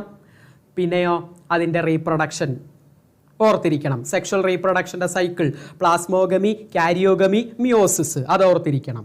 പിന്നെ നമ്മൾ വൈറസിൻ്റെ കേസാണ് പറഞ്ഞത്. ഇവാനോസ്കി, ബെർജനിക്കി, സ്റ്റാൻലി, ഇവരുടെ കോൺട്രിബ്യൂഷൻ ഓർത്തിരിക്കണം. പിന്നെയോ പ്ലാന്റ് വൈറസ് ഏതാണ്, അനിമൽ വൈറസ് ഏതാണ്, ബാക്ടീരിയോഫേജ് ഏതാണ്, ആ കാര്യങ്ങൾ അത്രയും അവിടെ ഓർത്തിരിക്കണം. പിന്നെ ഇതിൻ്റെ രോഗം, വൈറസ് പ്ലാന്റിൽ ഉണ്ടാക്കുന്ന രോഗങ്ങൾ, ആനിമൽസിൽ ഉണ്ടാക്കുന്ന രോഗങ്ങൾ, ആ കാര്യവും. പിന്നെ ആ ടൊബാക്കോ മൊസൈക്ക് വൈറസിൻ്റെ ചിത്രവും, ആ ചിത്രം ഓർത്തിരിക്കുക, അത് പരീക്ഷയ്ക്ക് ചോദിക്കും. അടുത്തതായിട്ട് നമ്മൾ നോക്കിയത് പ്ലാൻ കിങ്ഡമാണ്. അവിടെ ആൽഗയും അതുപോലെ തന്നെ നമ്മൾ നോക്കിയത്. ഇവിടെ ഞാൻ എന്തൊക്കെയാണ് പറയുന്നത് അതെല്ലാം നിങ്ങൾ പ്രധാനമായിട്ടും ഓർത്തിരിക്കണം, അതിനൊരു മാറ്റവുമില്ല. ഓക്കെ, അതൊന്നും ഒഴിവാക്കരുത്, കാരണം അതിൽ നിന്നൊക്കെ ഷുവർ ചോദ്യങ്ങൾ വരും. ഓക്കെ, ഞാൻ ഇപ്പോഴും ഫിൽറ്റർ ചെയ്താണ് പറയുന്നത്, അപ്പോൾ അതുകൊണ്ട് അതൊന്നും നിങ്ങൾ ഒഴിവാക്കരുത്. ആൽഗയിലേക്ക് വരുമ്പോൾ ആൽഗയുടെ ജനറൽ ക്യാരക്ടർ ക്ലോറോഫിൽ ബിയറിംഗ് ആയിട്ടുള്ള താലോയിഡ് ഓട്ടോട്രോഫിക് ഓർഗാനിസം ആണെന്ന് പറഞ്ഞു. പിന്നെ നമ്മൾ ആൽഗയുടെ ക്ലാസിഫിക്കേഷൻ പറഞ്ഞു, ആൽഗയുടെ 3 ക്ലാസിഫിക്കേഷൻ, ആൽഗയുടെ റീപ്രൊഡക്ഷൻ പറഞ്ഞു, ആൽഗയുടെ എക്കണോമിക്കൽ ഇമ്പോർട്ടൻസ്, 3 പ്രധാനപ്പെട്ട എക്കണോമിക്കൽ ഇമ്പോർട്ടൻസ്. അത് നിങ്ങൾ റെഡ് ആൽഗയിൽ നിന്ന് വരുന്ന ജെഡീഡിയം ഗ്രാസിലേറിയ, അഗാർ, അത് ഓർത്തിരിക്കുക. Algin, carrageenan, algin brown algae, carrageenan red algae, അത് ഓർത്തിരിക്കുക. പിന്നെ ക്ലോറല്ല, സ്പൈറലിൻ്റെ പഴയ ടെക്സ്റ്റിലാണ് സ്പൈറലിനെയും ക്ലോറല്ലയും കൂടെ എഴുതിയിരിക്കുന്നത്, പുതിയ ടെക്സ്റ്റിൽ ക്ലോറല്ല മാത്രമേ ഉള്ളൂ. അപ്പോൾ ക്ലോറല്ല മാത്രം നിങ്ങൾ നോക്കിയാൽ മതി, ക്ലോറല്ല അത് മാത്രം എഴുതിയാൽ മതി, അതത്രയും. ഓക്കെ, അപ്പോൾ അതോടുകൂടി ആൽഗയുടെ ഭാഗം കഴിയുന്നു. പിന്നെ നമ്മൾ നോക്കിയത് ബ്രയോഫൈറ്റ് ആണ്. ബ്രയോഫൈറ്റിൻ്റെ എക്കണോമിക്കൽ ഇമ്പോർട്ടൻസ് 3 സ്പാഗ്മത്തിൻ്റെ 2 ഫംഗ്ഷനും, ഒരു സോയിൽ ഇറോഷനും, പിന്നെ ഒരു പ്ലാന്റ് സക്സഷനും. അപ്പോൾ അത് ഓക്കെയാണ്. പിന്നെ നമ്മൾ പഠിച്ചത് മോസസും ലിവർ വേർഡ്സുമാണ്. ലിവർ വേർഡ്സിൽ ജേമ എന്താണെന്ന് ചോദിക്കും. ലിവർ വേർഡ്സിൽ നിന്ന് കൂടുതലും ചോദിക്കുന്ന, എപ്പോഴും ചോദിക്കാറുള്ള ഒരു ചോദ്യം, എന്താണ് ജേമ എന്ന് പറഞ്ഞാൽ എന്താ? ഒരു അസെക്ഷൽ ബഡാണ് ജേമ. ഗ്രീൻ കളറായിട്ടുള്ള ഒരു അസെക്ഷൽ ബഡിനെയാണ് നമ്മൾ ജേമ എന്ന് വിളിക്കുന്നത്. ജേമ കപ്പിലാണ് ഫോം ചെയ്യുന്നത്, അത് ചോദിക്കാറുണ്ട്. മോസസിലേക്ക് വരുമ്പോൾ 2 പ്രധാനപ്പെട്ട സ്റ്റേജാണ് അവിടെ നിങ്ങൾ പ്രധാനമായിട്ട് ഓർക്കേണ്ടത്. ഒന്ന് എന്താണ്? പ്രോട്ടോനീമൽ സ്റ്റേജ്, രണ്ടാമത്തത് ലീഫി സ്റ്റേജ്. പ്രോട്ടോനീമൽ സ്റ്റേജ് താഴെ കൂടെ ഇങ്ങനെ ക്രീപ്പിംഗ് ആയിട്ടുള്ള ഒരു സ്റ്റേജാണ് പ്രോട്ടോനീമൽ സ്റ്റേജ്. ലീഫി സ്റ്റേജ് എന്ന് പറഞ്ഞാൽ മുകളിലേക്ക് വളർന്ന് ലീവ്സ് ഒക്കെ സ്പൈറലി അറേഞ്ച് ചെയ്ത് സെക്സ് ഓർഗൻസ് ഒക്കെ അതിനകത്തായിരിക്കും നിൽക്കുക. പിന്നെ മെയിൽ സെക്സ് ഓർഗൻ ഏതാ, ഫീമെയിൽ സെക്സ് ഓർഗൻ ഏതാ, അതിൽ നിന്ന് വരുന്ന ഗ്യാമേറ്റുകൾ ഏതൊക്കെയാണ്? ആന്ത്രീഡിയം, ആന്ത്രോസോയിഡ് മെയില്, ആർക്കിഗോണിയം എഗ് ഫീമെയിൽ, അത് ഫ്യൂസ് ചെയ്യുന്നു, സൈഗോട്ട് ഉണ്ടാകുന്നു. ബ്രയോഫൈറ്റ് എന്താണ്? ഒരു ഗ്യാമറ്റോഫൈറ്റ് ആണ്, ഓർത്തിരിക്കുക. ഓക്കെ, ബ്രയോഫൈറ്റ് ഒരു ഗ്യാമറ്റോഫൈറ്റ് ആണ്. അത് അത്രയും കാര്യങ്ങൾ ഓർക്കുന്നതോടുകൂടി പ്ലാൻ കിങ്ഡം തീരുന്നു. പിന്നെ നമ്മൾ മിനറൽ ന്യൂട്രിഷൻ ആണ് പറഞ്ഞത്. മിനറൽ ന്യൂട്രിഷൻ ഒന്ന് ഞാൻ പറഞ്ഞു, ക്രൈറ്റീരിയ, 3 ക്രൈറ്റീരിയ. സ്പെസിഫിക് ആയിരിക്കണം, absolutely involve in the growth, normal growth and development, directly involve in metabolism. ഈ 3 പോയിന്റ് മറന്നു പോകാൻ പാടില്ല. പിന്നെ നമ്മൾ നൈട്രജൻ ഫിക്സേഷൻ ആണ് പറഞ്ഞത്. അതാണ് പ്രധാനമായിട്ടും നോക്കി വെക്കേണ്ടത്. നൈട്രജൻ ഫിക്സേഷൻ 4 പ്രധാനപ്പെട്ട കാര്യം പറഞ്ഞു. നൈട്രജൻ മെറ്റബോളിസത്തിൽ 4 പ്രധാനപ്പെട്ട കാര്യം പറഞ്ഞു. ഒന്ന് നൈട്രജൻ ഫിക്സേഷൻ, അറ്റ്മോസ്ഫിയറിക് നൈട്രജനെ അമോണിയാക്കുന്നു. അമോണിഫിക്കേഷൻ, ഓർഗാനിക് നൈട്രജനെ അമോണിയാക്കി മാറ്റുന്നു. നൈട്രിഫിക്കേഷൻ, അമോണിയനെ നൈട്രൈറ്റുമാക്കുന്നു. നൈട്രൈറ്റ് ആക്കാൻ നൈട്രോസൊമാണസും നൈട്രോകോക്കസും സഹായിക്കുന്നു. നൈട്രൈറ്റിനെ നൈട്രേറ്റ് ആക്കാൻ സഹായിക്കുന്ന ആളാണ് ആര്? നൈട്രോബാക്ടർ. ഓക്കെ. പിന്നെ ഡീനൈട്രിഫിക്കേഷൻ എന്ത് ചെയ്യുന്നു? നൈട്രൈറ്റിനെ അറ്റ്മോസ്ഫിയറിക് നൈട്രജൻ ആക്കി കൺവേർട്ട് ചെയ്യപ്പെടുന്നു. ഡീനൈട്രിഫിക്കേഷൻ, ഇതാണ് നൈട്രജൻ മെറ്റബോളിസം.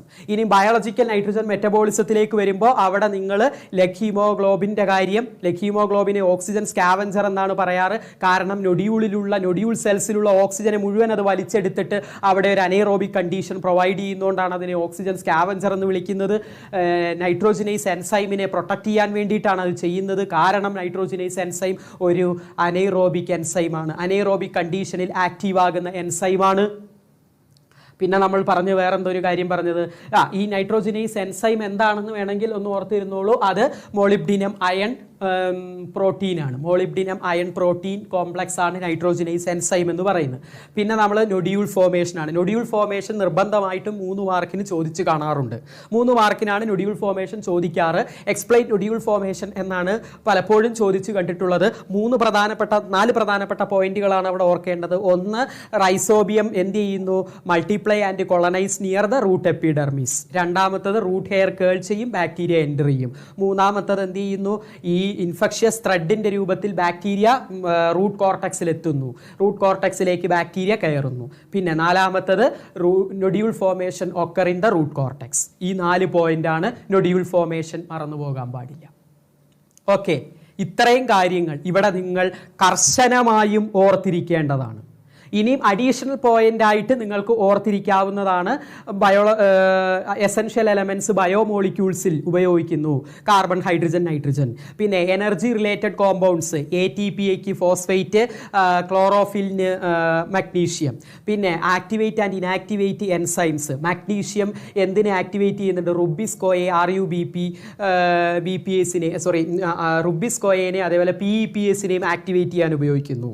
പിന്നെ എന്താന്ന് പറഞ്ഞാൽ ഓസ്മോട്ടിക് പൊട്ടൻഷ്യൽ മെയിൻറ്റെയിൻ ചെയ്യുന്നു, or alters osmotic potential change ചെയ്യാൻ സഹായിക്കാറുണ്ട്.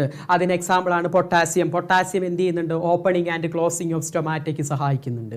ആ കാര്യം കൂടി ഒന്ന് ഓർത്ത് വെച്ചിരിക്കുക. ഓക്കെ, ഇത്രയുമാണ് പ്രധാനമായിട്ടും ഈ 3 ചാപ്റ്ററുകളിൽ ഉള്ളത്. ഈ 3 ചാപ്റ്ററുകളും ഞാനിപ്പോൾ പറഞ്ഞ അത്രയും സംഭവങ്ങൾ നിങ്ങൾ കറക്റ്റായിട്ട് ഓർഡറായിട്ട് നിങ്ങളുടെ ബുക്കിൽ എഴുതി വെച്ചിട്ടുണ്ടല്ലോ. 8-ാം തീയതിക്ക് മുമ്പായിട്ട് നിങ്ങൾക്ക് പെട്ടെന്ന് എടുത്തൊന്ന് വായിച്ചു നോക്കാൻ വേണ്ടിയിട്ടാണ് ഞാനിങ്ങനെ പറയുന്നത്. ഈ കാര്യങ്ങൾ ഇപ്പം ഞാനിവിടെ പറഞ്ഞ കാര്യങ്ങൾ നിങ്ങൾ അതുപോലെ ഫോക്കസ് ചെയ്യുകയാണെങ്കിൽ നിങ്ങൾക്ക് ഉറപ്പായിട്ടും ഒരു ഡൗട്ടും ഇല്ലാതെ എക്സാം എഴുതാൻ പറ്റും.